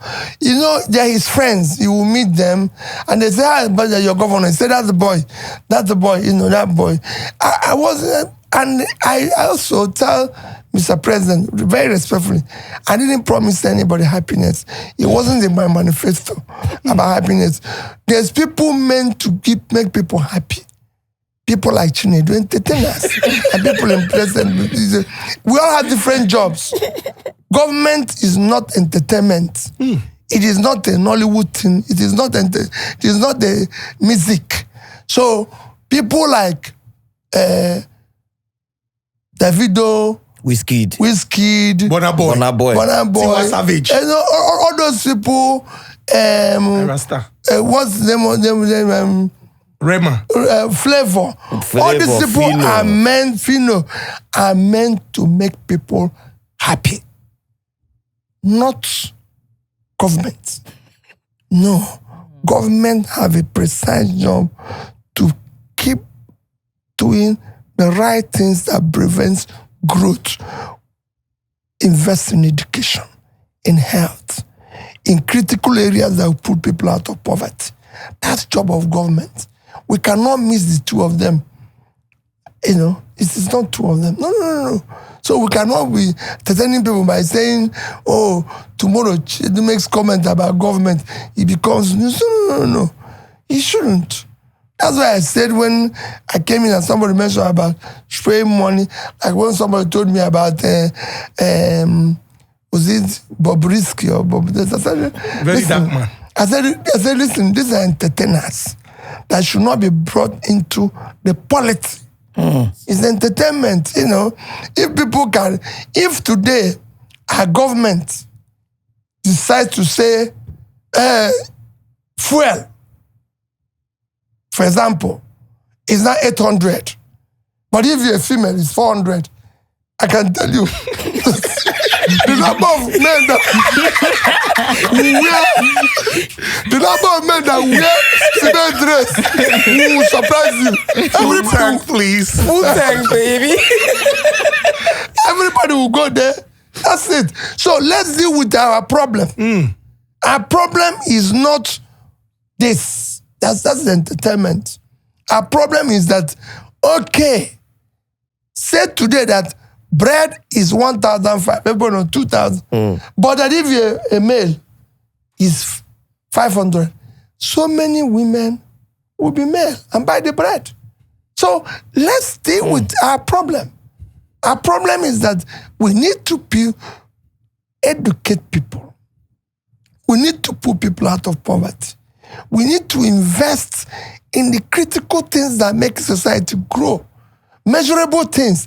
That's why I said in my independence that countries who got independence before and after us, or around the same time, have done better. And people say, "Oh, which countries?" There's so many of them. You know, there's people you can say, okay, countries like Philippines or Indonesia or this got it in 1940 something. and we got it in 1960. There's not much difference between 15 years. We have countries like Malaysia and Ghana who got it. Malaysia was 1957. In 1957, today the measure of development is HDI, Human Development Index, and they have low, medium, high and very high. Malaysia is already high and entering very high. And these are people who are low with us. So don't tell me this. And so are Philippines. So are other countries are moving. That is what you need to measure yourself. It's not to be giving an excuse and be confusing the whole thing by calling a large comedian. We're not in a comedy business. It's a reality. There's measurable contest. Then if you want to laugh, I put on a large and you see women or put the chain and this and watch where he's committing suicide with this woman. That is his business. That is for entertainment. We must separate it. And that's why I said we must go to church. But you don't wake up on a Monday morning and go to church. No. It is time for production. You don't wake up on Monday morning and put a Nollywood film. No. It is after work. Production. Then you can answer. Sorry, before I continue. So, sir, please, what will you consider as the long-term goals for the nation, like immediate long-term goals in terms of policies? Long-term, emphasis on long-term. The most critical thing today in Nigeria is to secure the country. People feel insecure. And the only way to bring it is actual and physical. Perception-wise. So you must tackle insecurity. People need to be secured, and they have to have that sense of perception that they are secure here. Let me tell you a difference between what I'm saying. In New York, there's actually a lot of crime. Yeah, a lot. As much as it is in Lagos, for example. The difference is that if you go to New York today and say, I'm shot, within 10 minutes, you see police everywhere. Even if I slap you in New York, you see police everywhere. Here now, I can slap you. Police will even come and say, this woman, is a useless woman. No? If you listen and give them money, and they help me to slap you for that. In fact, they will arrest you and put you in jail for trying to dupe me. Said the big man said you can't do it anywhere in the world. Yeah. So there's a sense of security, and there's actual security because people are. That's what you need. We need to bring law and order. These are long-hanging fruits because it's a very easy thing. These are what you call intangible assets, law and order. And that is that I can't go out there and do whatever I like. He will take me to court. We have a contract. And I've defaulted in the contract. He has supplied something to government. Government is owing him. He goes to court. He has done anything. He has put this, he has gone to use his bank, POS, anything, and it's not what it took the bank to. So there's law and order. These things has to be there. That's something. Then you need to invest in educating your people. People must have a sense of health care. They have to have faith in governance and everything. The judiciously, and we're doing this. There's so many things you can do. Nobody says things can change overnight. It's never happened everywhere. Never. The people are not expecting 100% results. They're expecting 100% effort. So you must get up in the morning and say, where are we going today? Even if they want to see us moving in the right direction. They didn't say we will get there tomorrow. But a leader must be able to say, this is where I stand. This is what I'm doing. Not that you're preaching something else and doing something else. Whatever you're preaching, you must be seen and actually to be doing the same. I can't just come here now and talk and then at night you hear, oh, I was in that nightclub. And I challenge people, if anybody will ever say that in the past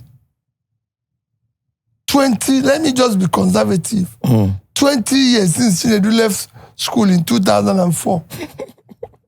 He left in 2004. Yes. That he has seen me in any nightclub in this Lagos.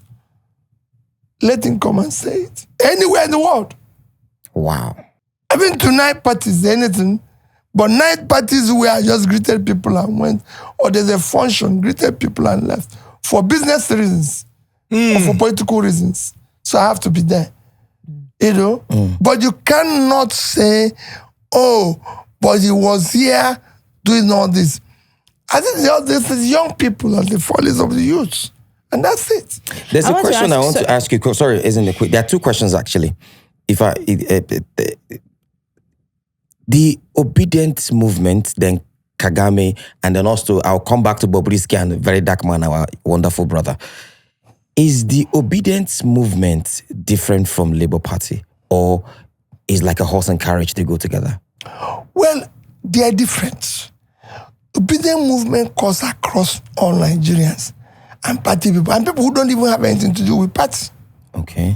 What we had talked about the obedient movement is that where we are, what we're doing is wrong. We want to change it. And it's just like Pastor Thomas said, the new tribe. We want these people to believe there's something different. Yes. It's like I go around preaching to people and saying, this is what I'm going to do. This is how I'm going to do it. Like I told you earlier, said, if I succeeded, I will be doing the same prayers I did in Anambra State for 8 years. God, do not allow me to fail these people. I would rather you take me, my life, than fail them. Because they invested their hope in me. So those things that I tell them, please let me do it. And I'm happy that my chaplain is now a bishop, and he tells people that this man is in the chapel every morning, even before he arrives, praying. Because my prayers is simple. God, even while I was campaigning, even while I was doing this, it's same thing. God, let me not be part of what is wrong.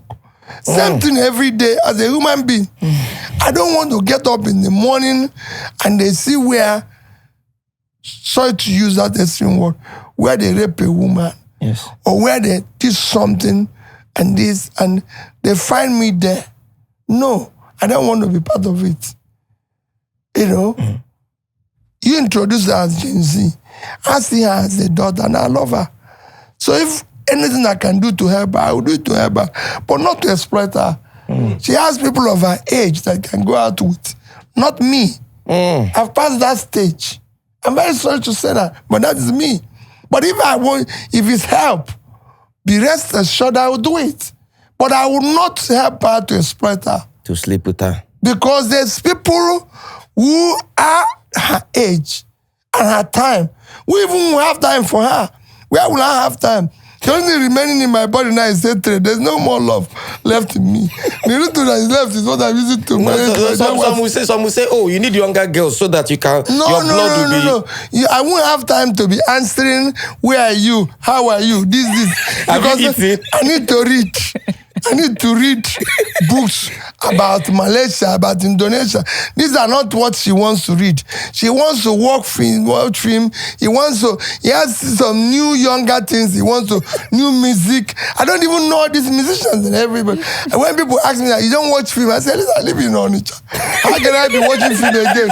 I live in the theater. Anything you people are acting and seeing it live and I'll probably wake and say, why am I going to be? So you must be able to offer that. There's nothing. So nobody will ever say they find something wrong.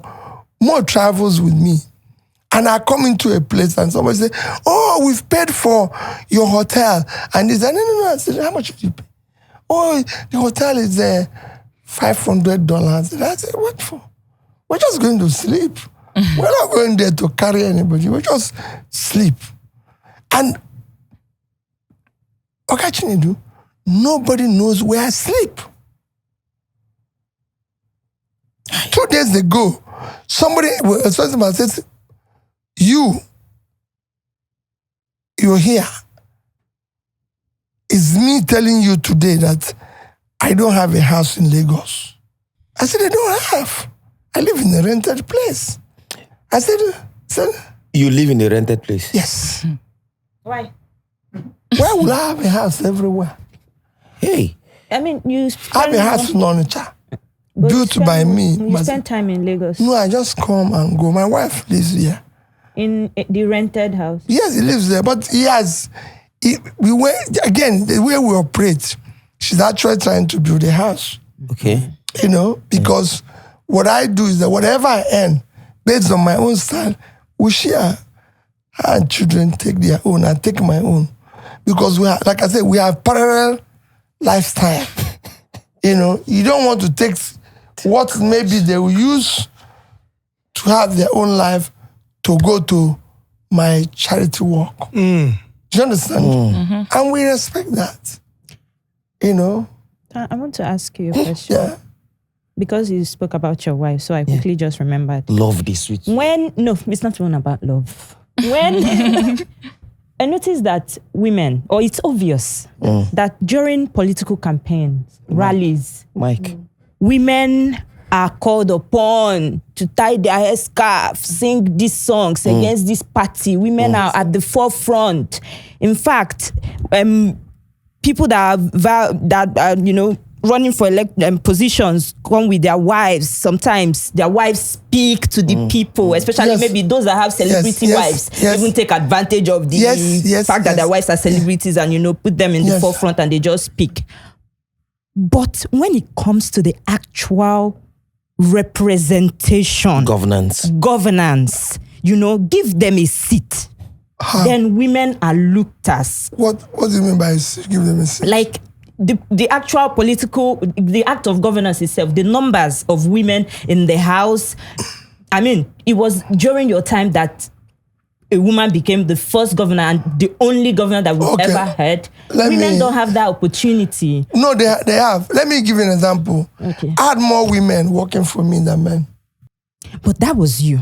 No. I'm saying it depends on what you see and how you want to do it. My chief of staff is a woman. Chief of staff? Yes. My chief of staff was a woman. Wow. Very tough, very strict, My chief of staff is a woman.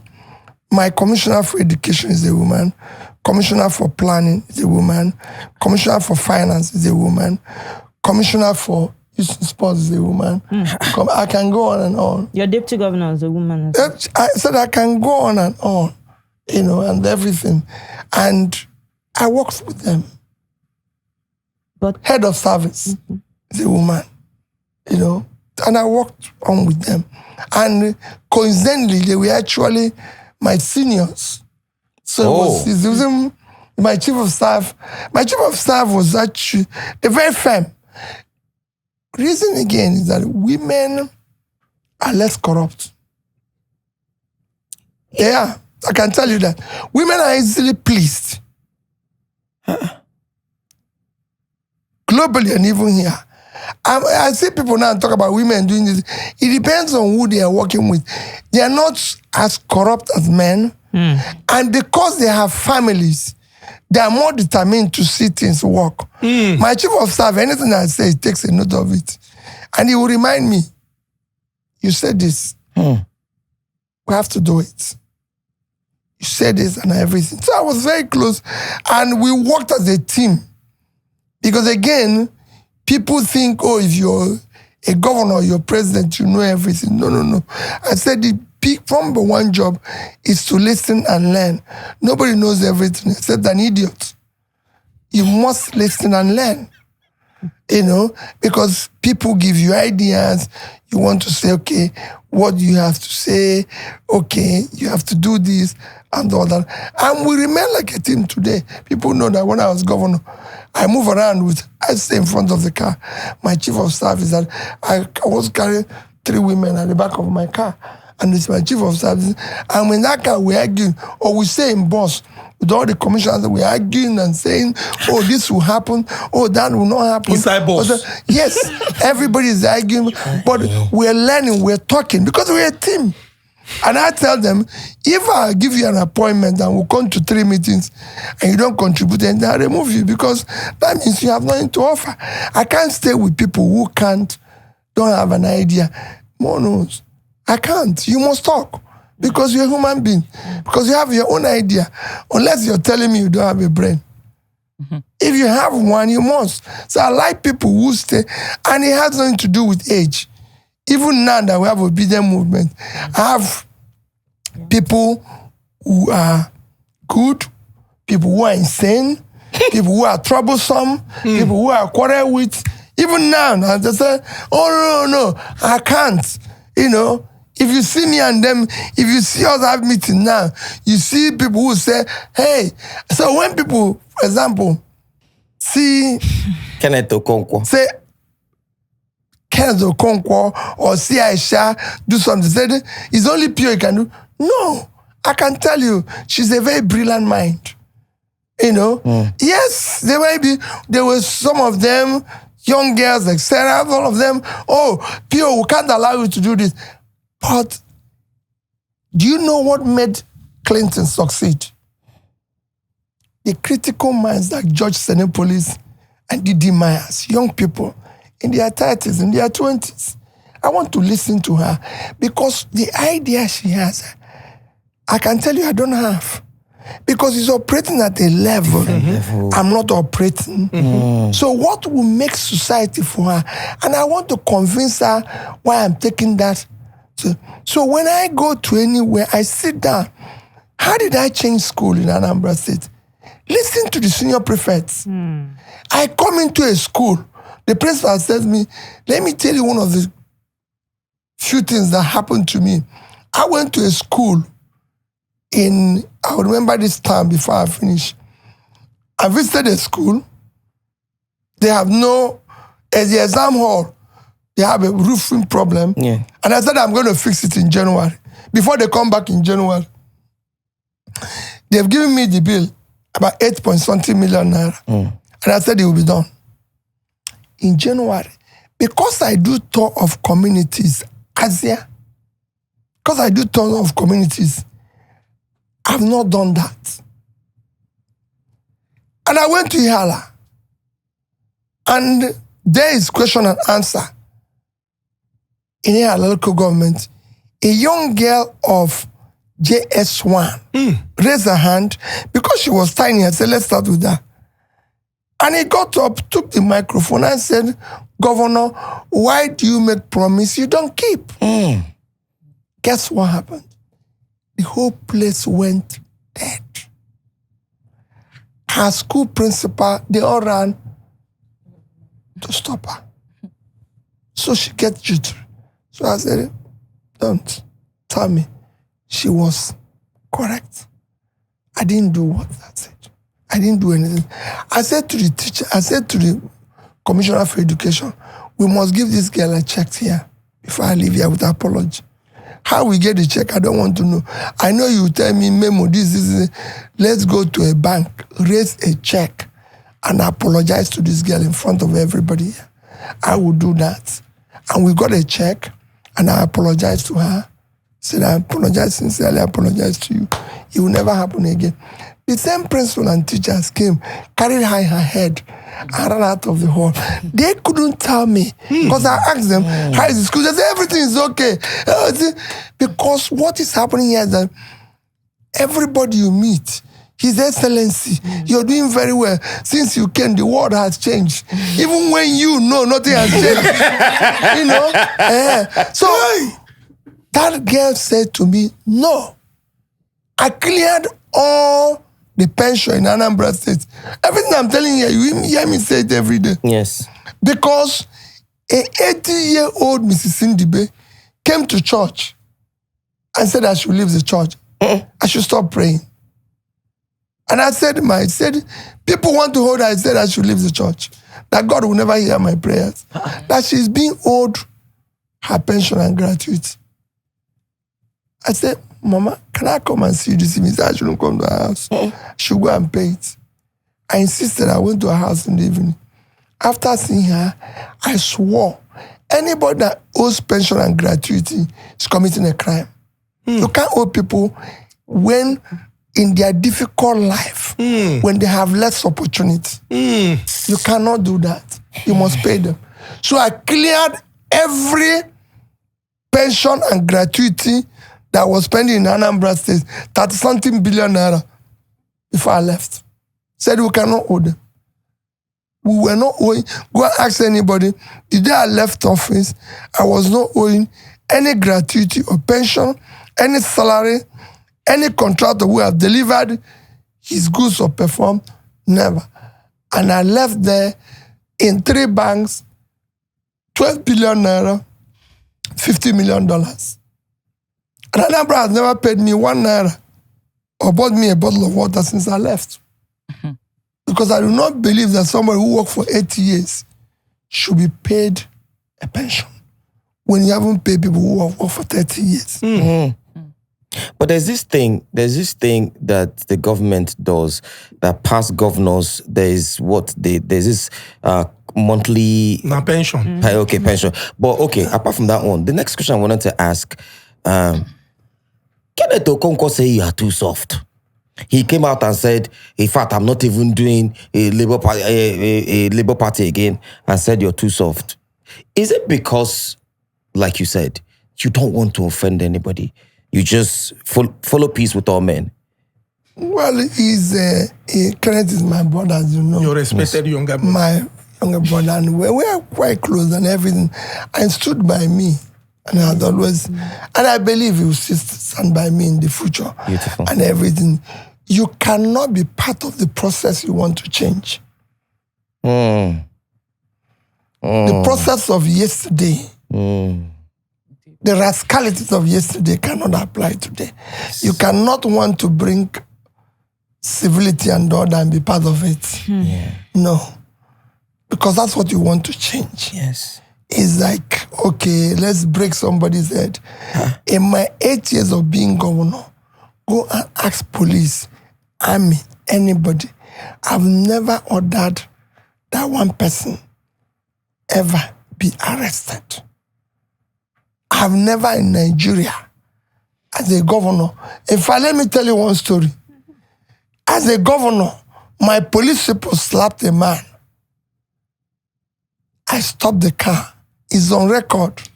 I stopped the car, came down, apologized to the man, and gave that man, then everybody 20,000 naira dash.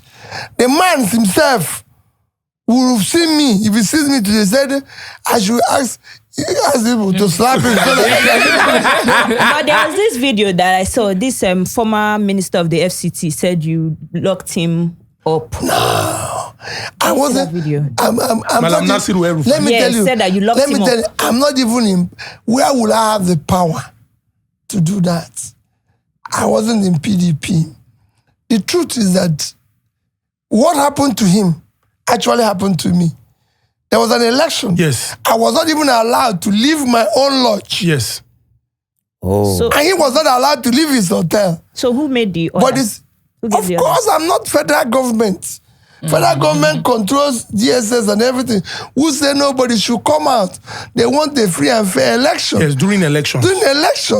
So anybody can say, oh, people give you powers you don't have.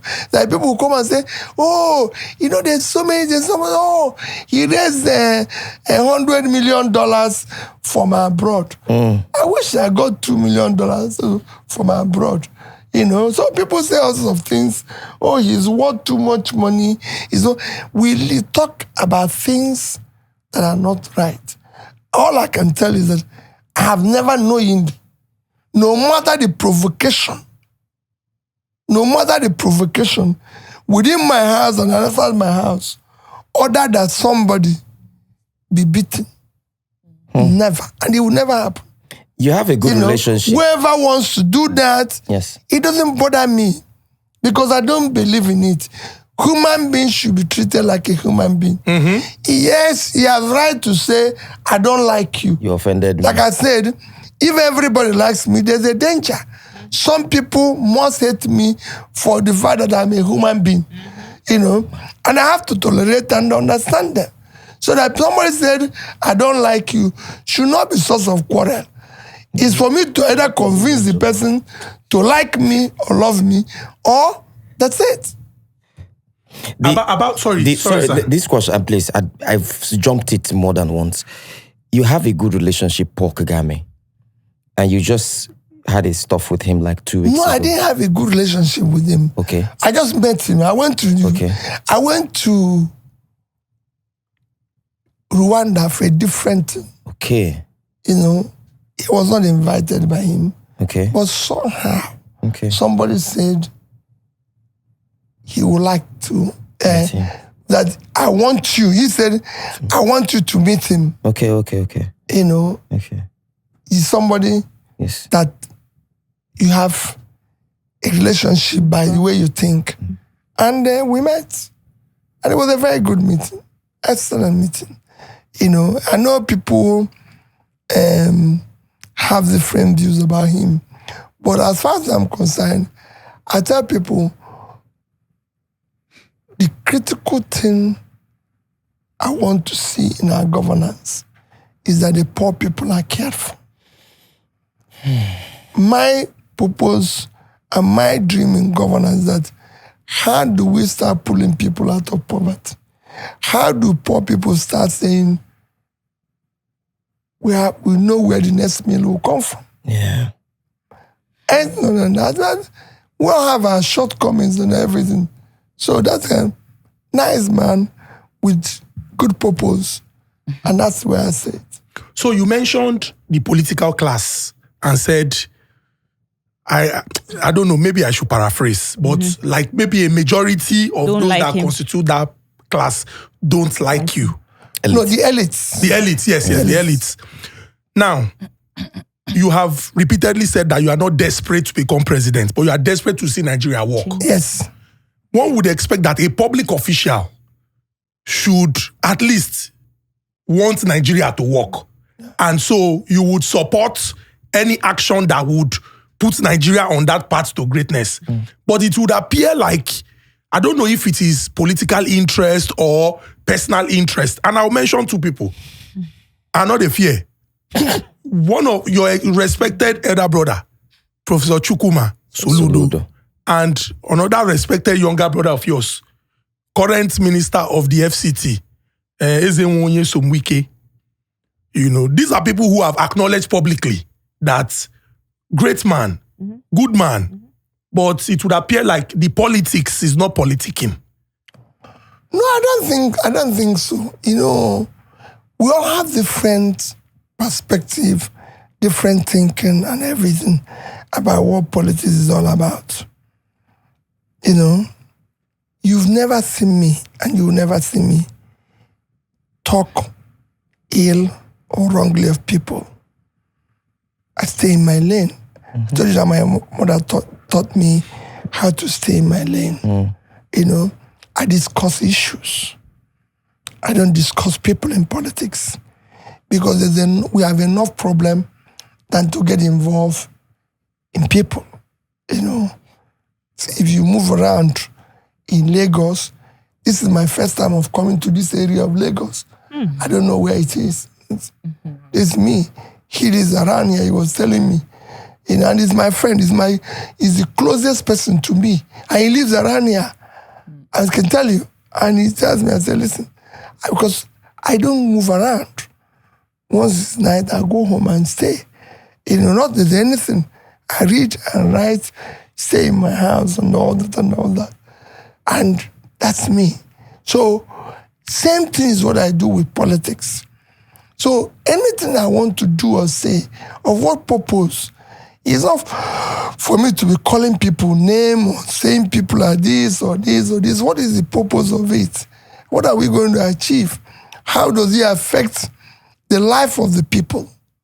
If it doesn't affect their life, so, and people have right to disagree with me because they have their own style. They have what they think governance is all about. There's people who say to me, you didn't achieve anything as government. And people who say to me, you didn't do any road, you didn't do any school, you didn't do anything. I can tell you, throughout my government, there's no single school we didn't work on. People came, man said we will commission them, roads and everything. I said, why are we commissioning them? Because when they gave me bill to commission it, it was a bill that I can use to build new things. I said, the people who have built it have seen it. There's actually a bill to commission a project. Yes, now. I said, why are we going to call people to come together to commission it? Well, the people who built it have seen it. The road people have seen it. So, yes, I might be wrong. Today, there's some of them, people say, oh, you didn't do anything. But I live in Anambra State. I said it before. The official place that have a house is Onitsha. On a normal day, I'm in Lagos Monday, maybe partially Tuesday. Wednesday, I'm in Lagos, in Abuja. By Thursday, I'm headed to the east. First thing tomorrow, I'm in the east. And I'll be there till Sunday or Monday. That's where I feel at home. That's where I live. And I said it. I was governor of Anambra State. I can't have a house outside Anambra State. I bought the land, built my own house, and I live there. When I no longer have the periphery of office, and I see the people every day. They see me every day. I walk to the church. I walk the street of Onitsha. And they see me. Without fear. So there's been, real quick. There's been lots of events on when it comes to the old oil saga, right? And Dangote and NNPC. Yeah, there's been lots of events around the oil industry since the inception of the administration, like when it comes to removal of subsidy. What do you think you would have done different? I wouldn't have done anything different. I would have let me say it categorically, I would have removed subsidy. But if you look at my manifesto, I gave this thing, I said there's criminality in subsidy is 50% of the subsidy. Okay. We needed to remove it. Remove the criminality. Not the subsidy itself. If you remove the criminality, remove the subsidy, yes. You would have reduced the amount we were paying in subsidy. Yeah. Which is still there. Yeah. Then you structure the removal. And the reason why our people don't or feel be at pain, feel or be at pain with the removal is that when you say we're going to remove this from here, which we're getting free, we want to know what is replacing it. So, are we removing this money in order to help us to develop education? So, because we removed subsidy, we were able to build this number of classrooms. Because we removed subsidy, we were able to develop this number of school of technology. We're able to do this.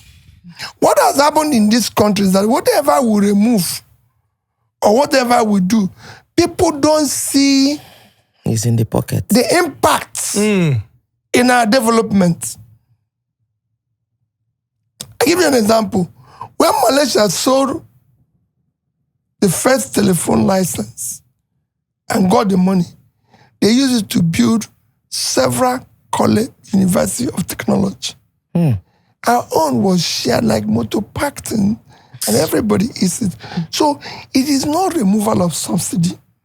It is not asking people to sacrifice. Nigerians are ready to sacrifice. But you can't ask people to fast when you're feasting. Got it.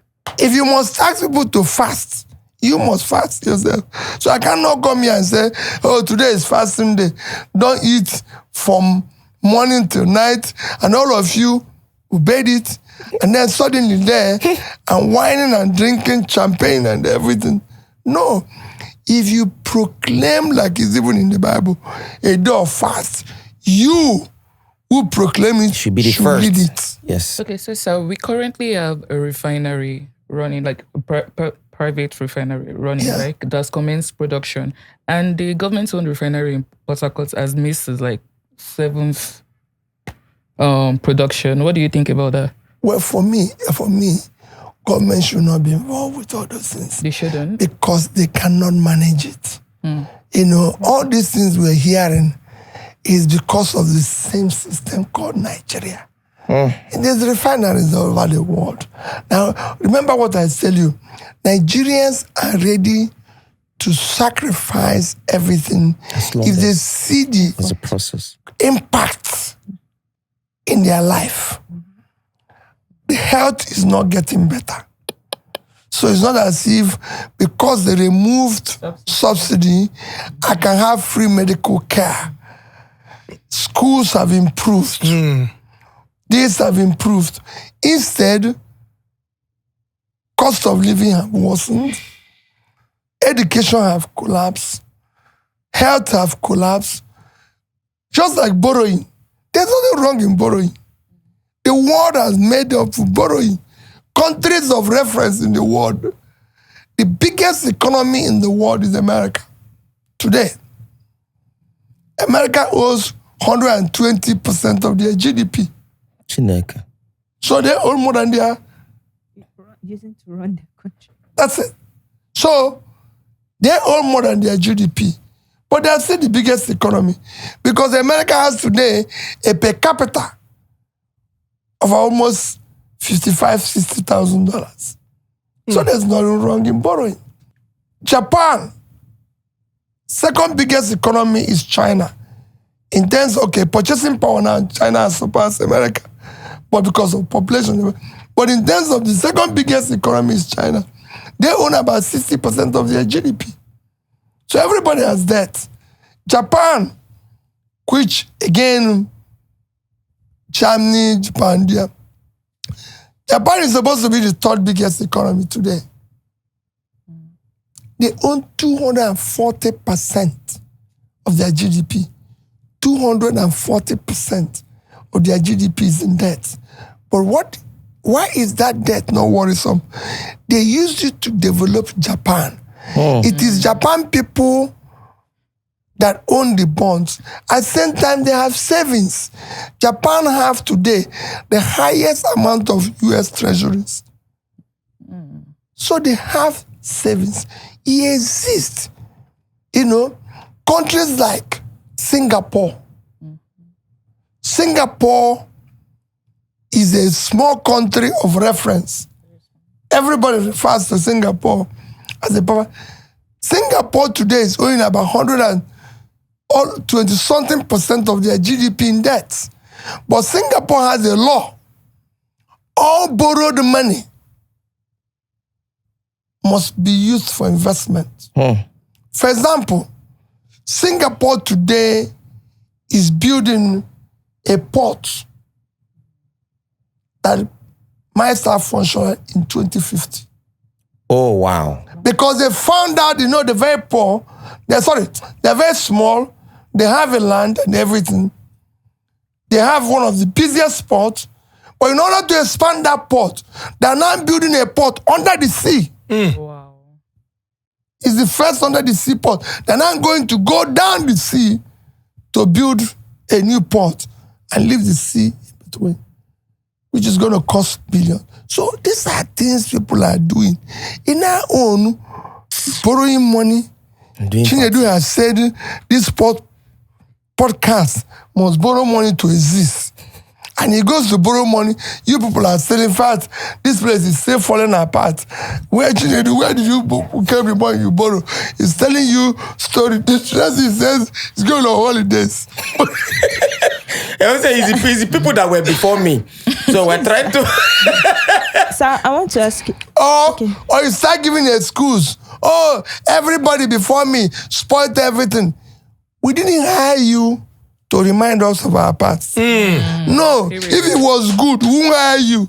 We hired you to move us forward, not to remind us of where we are coming from. Because we know it's not good. That's why we hired you.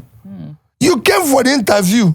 It wasn't as if we appointed you. You said, I will do this. So it's not to be reminding us, the job of a leader is not complain or to remind people of how difficult things are, but to find solution to it. So they want to hear solution. So I want to ask you a question. It's two questions actually, but the first one is education. People go to school and they have like primary, secondary, tertiary, and they come out and they're unemployed. Must everyone go to school? And how can unemployment be fixed? Well, everybody needs to go to school. Basic education is critical. The more a country is educated, the more developed it is. Yeah. Because you're talking about, we are in a knowledge economy. Economy today is not driven by natural resources or material resources or tangible assets. It's not driven by intangible assets. If oil, for example, can change a country, Venezuela will be best country in the world. Venezuela have 10 times more oil than Nigeria and lesser population. If natural resources can make a country be the best, Congo would have been the best. Congo had the highest amount of natural resources underneath, over 24 trillion. What is driving countries today is knowledge. Even in America, Texas is not the richest state in America. It is California.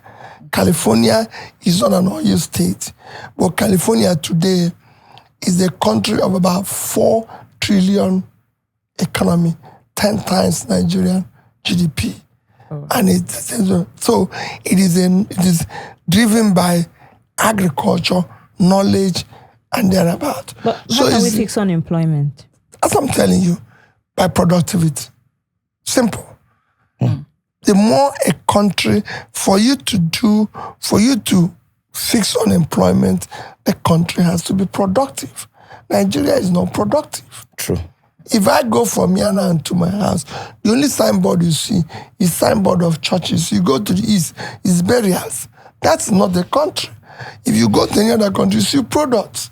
You cannot create a job by doing nothing. Because you're not doing anything. You need to be productive. But how can we be productive? It's a very simple thing. The government have to drive production. You have to invest money, especially in the youth, SMEs. Small businesses has to be supported. People like her live in school, we have to support them to create businesses. The greatest employer of labor globally, even in developed world, is SMEs. In a big country like China today have almost 800 million people employed and working. That's 4 times the size of Nigeria. It will shock you. The 60% of that, 540 million, are employed by SMEs. In fact, in urban areas, 80% of employment is SMEs, small businesses. And they again generate the taxes. You hear the government saying Nigerian tax to GDP is low. You cannot generate tax if your people are not productive. Because people in my village who are not doing anything cannot start paying you tax. Why would they get tax to pay? Tax is a function of income. So if people are earning income, they pay you tax. And you can't create an economy, and the economy is not working because there's no local demand. There's no middle income demand. People are not, you can open up restaurants today, you won't work because people don't have money to go out and eat. It's difficult. Mm-hmm. So you need to generate, people need to have something they're doing to be able to say, she just finished this, let me go out there and buy food and eat. And this person said, let me go out there because it's paid by this thing. But when they haven't earned an income today, they won't go out. Even if they're going to buy, two of you will combine and buy one plate and share it because things are difficult. But if you have, the same thing is movement. You see transport and everything. You go to America, you see every airport moving. America have a population of 300-something million people, but annually, over 1.5 billion fly. Because there's movement. People are going to holidays. People are going to this. Because there's a disposable income. There's employment. That's what no society can have income, a viable income, if you don't have demand by middle class and the poor people. They are the ones, because they are the ones who eat. Those people who live in Ikoyi and everything are watching their weight, their height, their distance. But in the real consumption is because this class of people actually don't watch all those things. Just want to eat food. So, talking about flying. Yes. Data from the NIS in 2022 and 2023, January to September 2023, around 3.6 million Nigerians left. I don't know. We have an international audience. Yes. They traveled. They jackpot. They leave the country. They relocated. They use their expertise to go and. No, they're even low. That's the documented one. No, I said they're even low. We should train and export people. This is a part of income, and let me tell you, if we know what we're doing, we have millions of people that would have trained, have enough here, and enough goes out, and help us. Philippines today is half of our population, 100 million. But they get up over 16 billion naira from income, from repatriated back to repatriated money. Yes. They make towards what we make from oil, from people, Filipinos. In fact, there's a ministry managing that. It will even shock you. One of the biggest companies in Philippines that is managing export of people for overseas jobs is owned by Nigeria. Oh, wow. Wow. So the Nigerian man is actually in charge of making... Hey!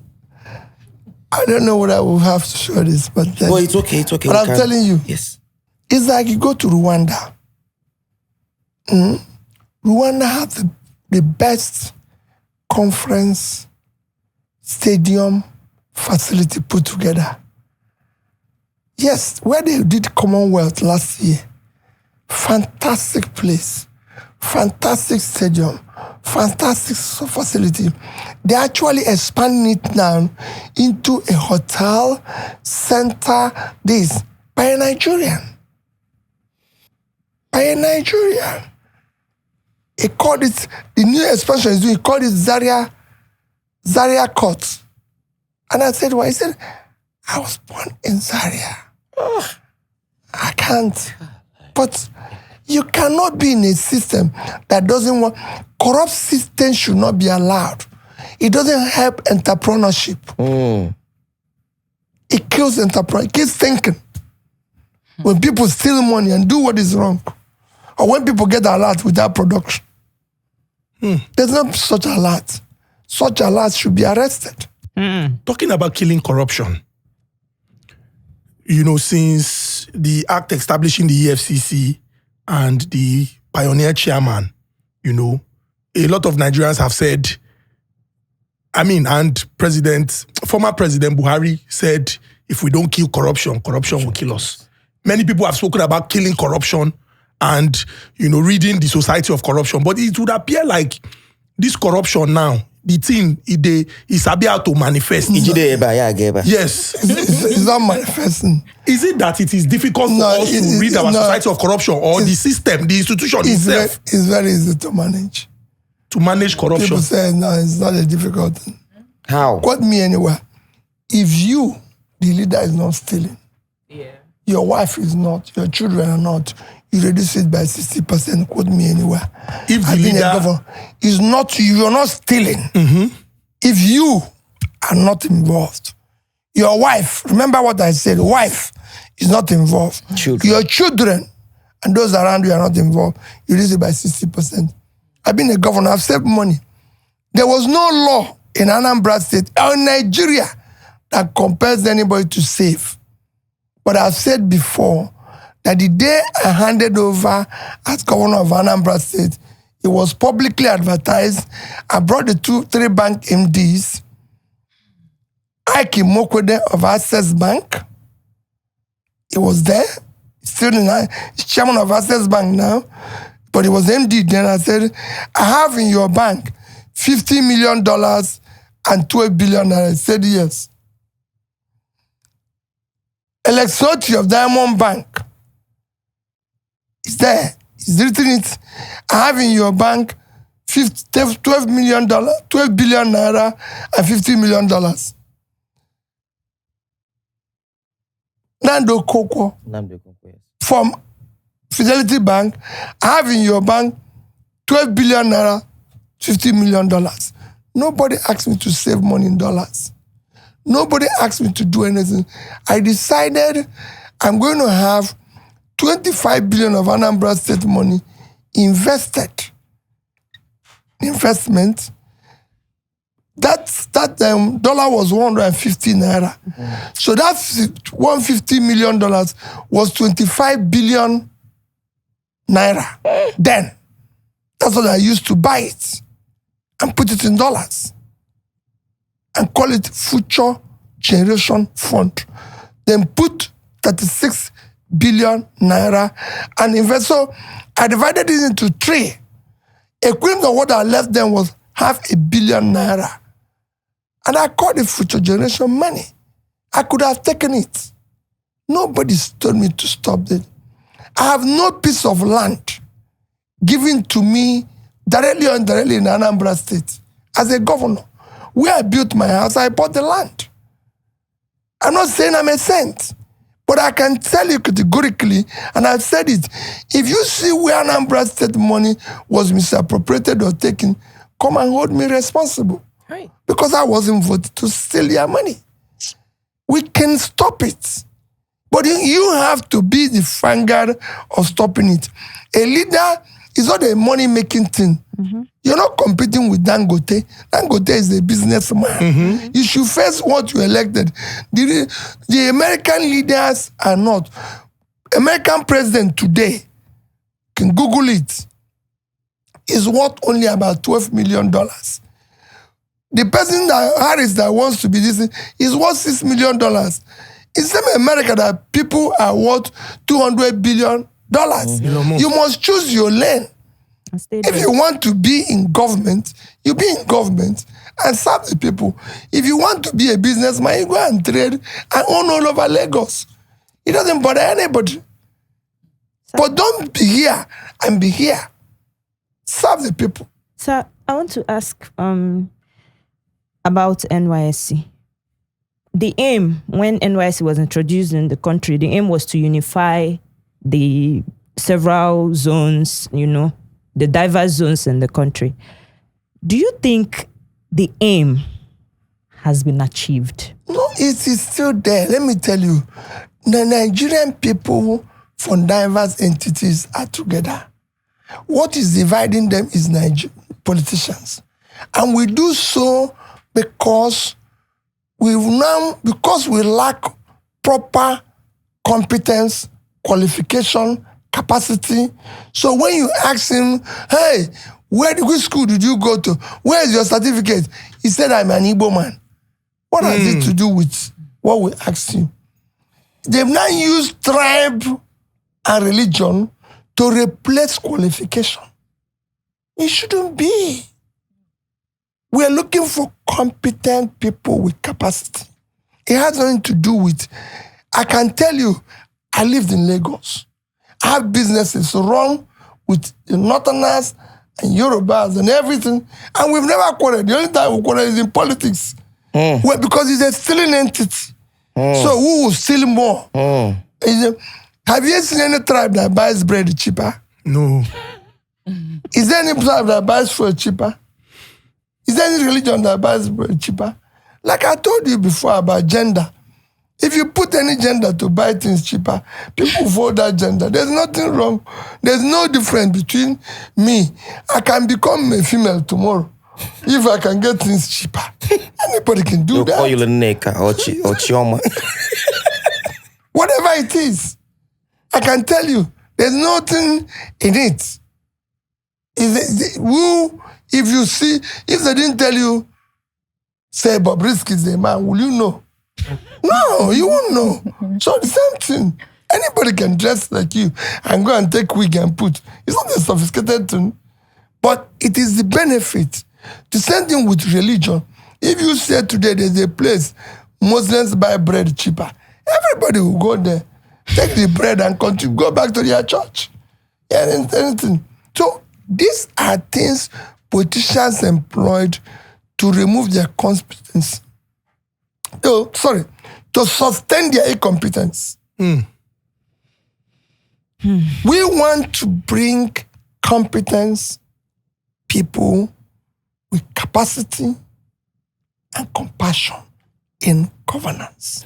Okay. That's what we require. There's a question I need to ask, please. There's a question I need to ask.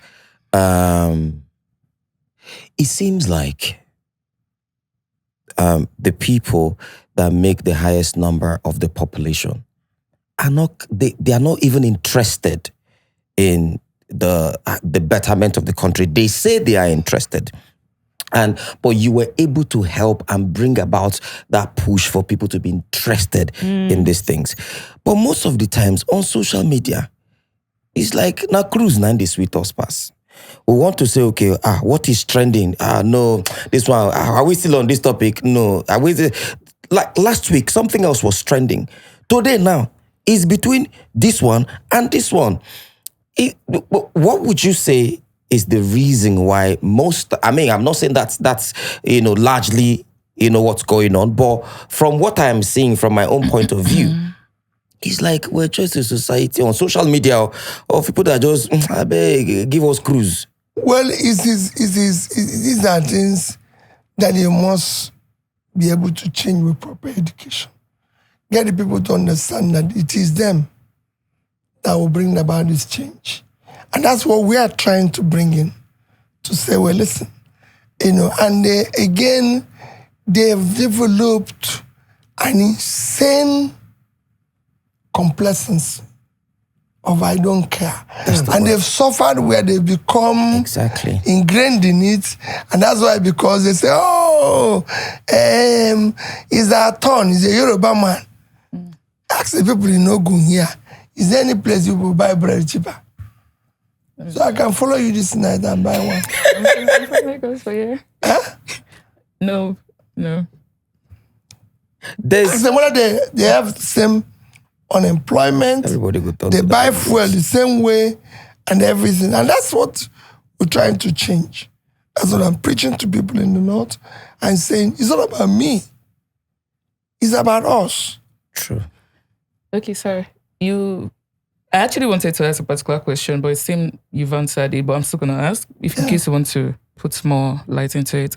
So, tribal divide has been it has been on its highest rates in this nation, right?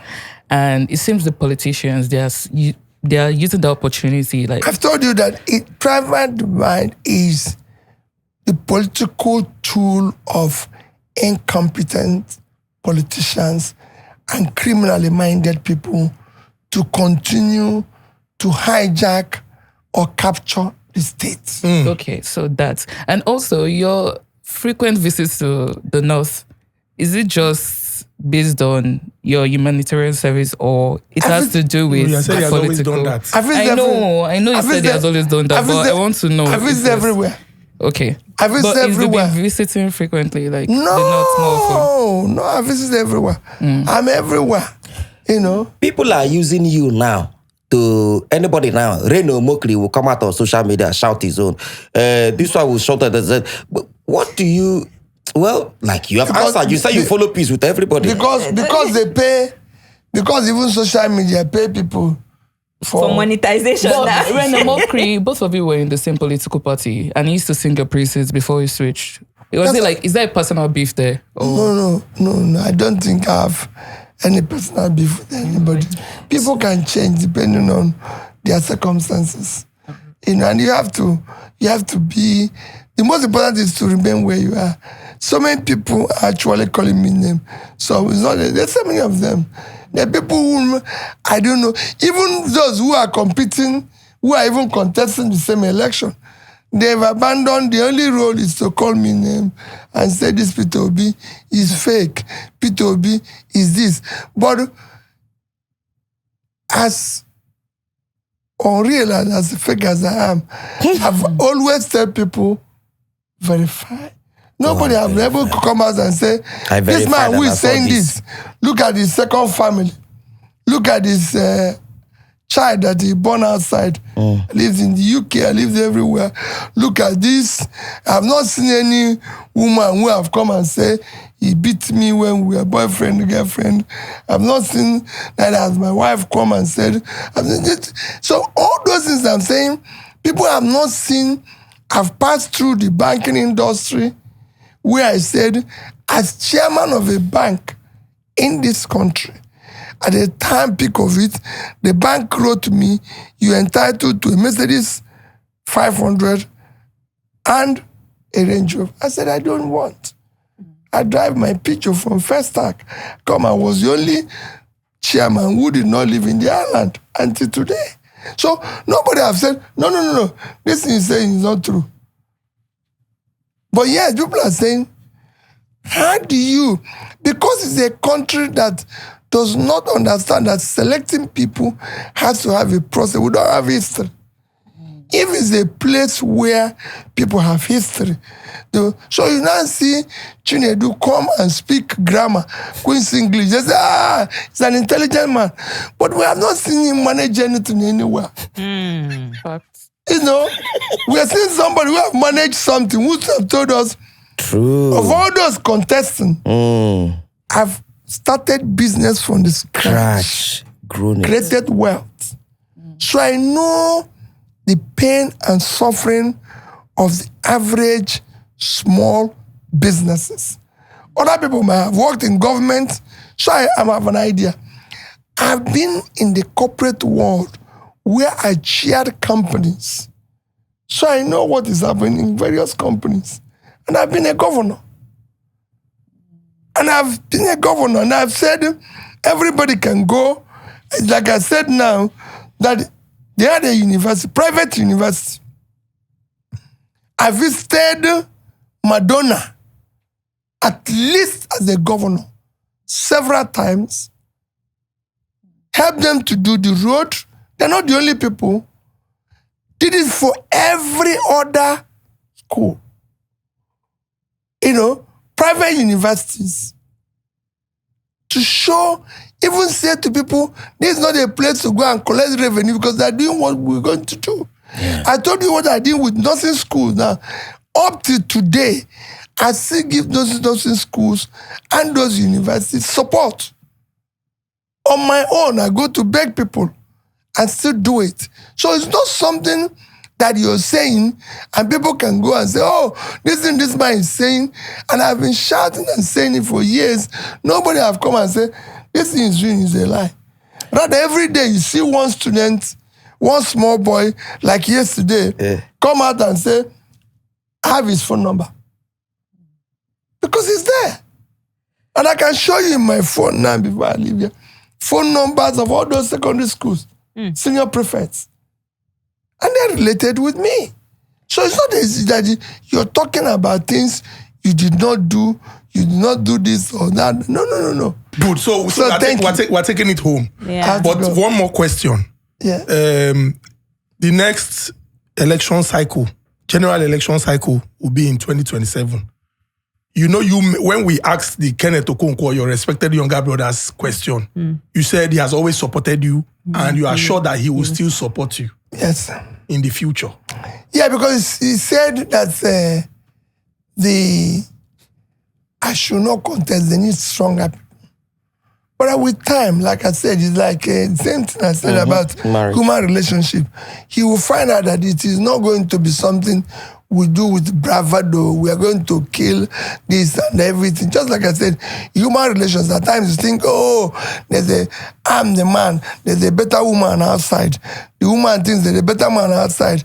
But with time, you find out that this one that I have, make a cuckoo, stay with it before the thing runs away. And as you get older and weaker, your opportunities are less.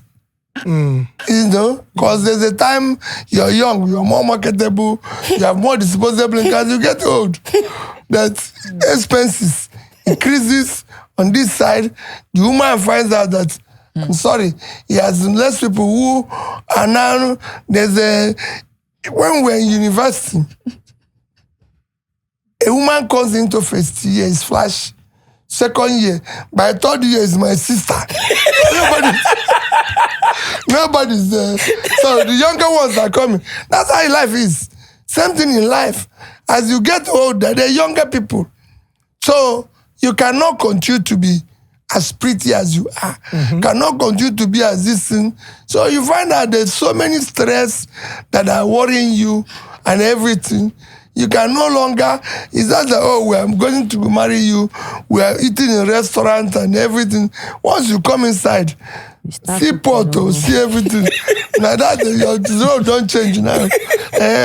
If initially it's a big thing to transit, but with time, you find out that has to. Right. So everything, the same thing goes with human life. Yeah. We must tolerate when people disagree with us. Because they can't always agree with us. That's why when people talk about agitation, there's agitation in my house. Serious one, self. Not even outside. But when they agitate you, calm everybody down. Because if you don't, it becomes a more difficult situation. Overall, we're good people. He like Nedu now, calling me every day, come for this show, come for this show. Today I said, I must go to this show. My wife says, where are you going? I said, I'm going for this Nedu show to go and he said, that's why you won't eat. I said, don't worry, when I come back, I'll eat, you know. And I have to go back now and eat. Even if you give me food outside, I'll tell you no, because my not eating that food becomes another thing that will cause me while overnight. So I'm better off to eat that food. But even if I don't like it, eat it as 3 pieces. So these are things you must do to manage your life. Interesting. But I mentioned that to ask whether in 2027, only God knows all. But as somebody who is desperate to see Nigeria work, in 2027, will Mr. Peter Obi present himself? And I'm not into election capturing. Let's talk about what is happening today. We're not even sure where we're going to be with this situation. Rice is 100,000 naira. You're talking about 2027. If rice is 200,000, then who knows whether we'll still be here or we're going to be. So let's talk about today. And it's very important. Interesting. So thank you so much, Mr. Peter Obi. Thank you. Clap for you first now. But thank you so much. We're really very grateful. And for all those who, I am very certain that many people saw this from the start up until this time. You have given us quality hours and you have spoken, to the issues that we raised. We're really very grateful. Thank you so much. May God Almighty imbue you with even greater knowledge, strength, and creativity to continue to do more. Amen. Then I mean, not this season, by the special grace of God, we are not going to repeat ourselves. We are not going to say, please come. His Excellency, Mr. Peter Obi, is our first guest for season 6. So it is clear that the Honest Bunch podcast, for those who are influenced by certain things people say, this is the time to grow up. Think for yourself critically. Grow up. And take that decision. This is, by no contest, the biggest podcast in the whole of Africa. The numbers are there. You check the numbers, the views for this. The awards are there. And come back to talk to us. A round of applause for Go and verify. Shout out to Mo, by the way. Shout out to everybody that is working with Mr. Peter Obi. Shout out to every one of you. The PA, even if she's not here. What's her name? I can't remember her name. There was somebody. Anyway, shout out to everybody that works with him. Everybody, some of you, the way they argue with him. When you get mine, they argue with him. When you need to argue with him, shout out to all of you. And shout out to everybody that has the mind to make Nigeria a better place. Shout out to everybody that wakes up and decides, what is that thing that I'm going to do to add value to the nation and to add value to humanity? God bless all of you. We pray for a better Nigeria.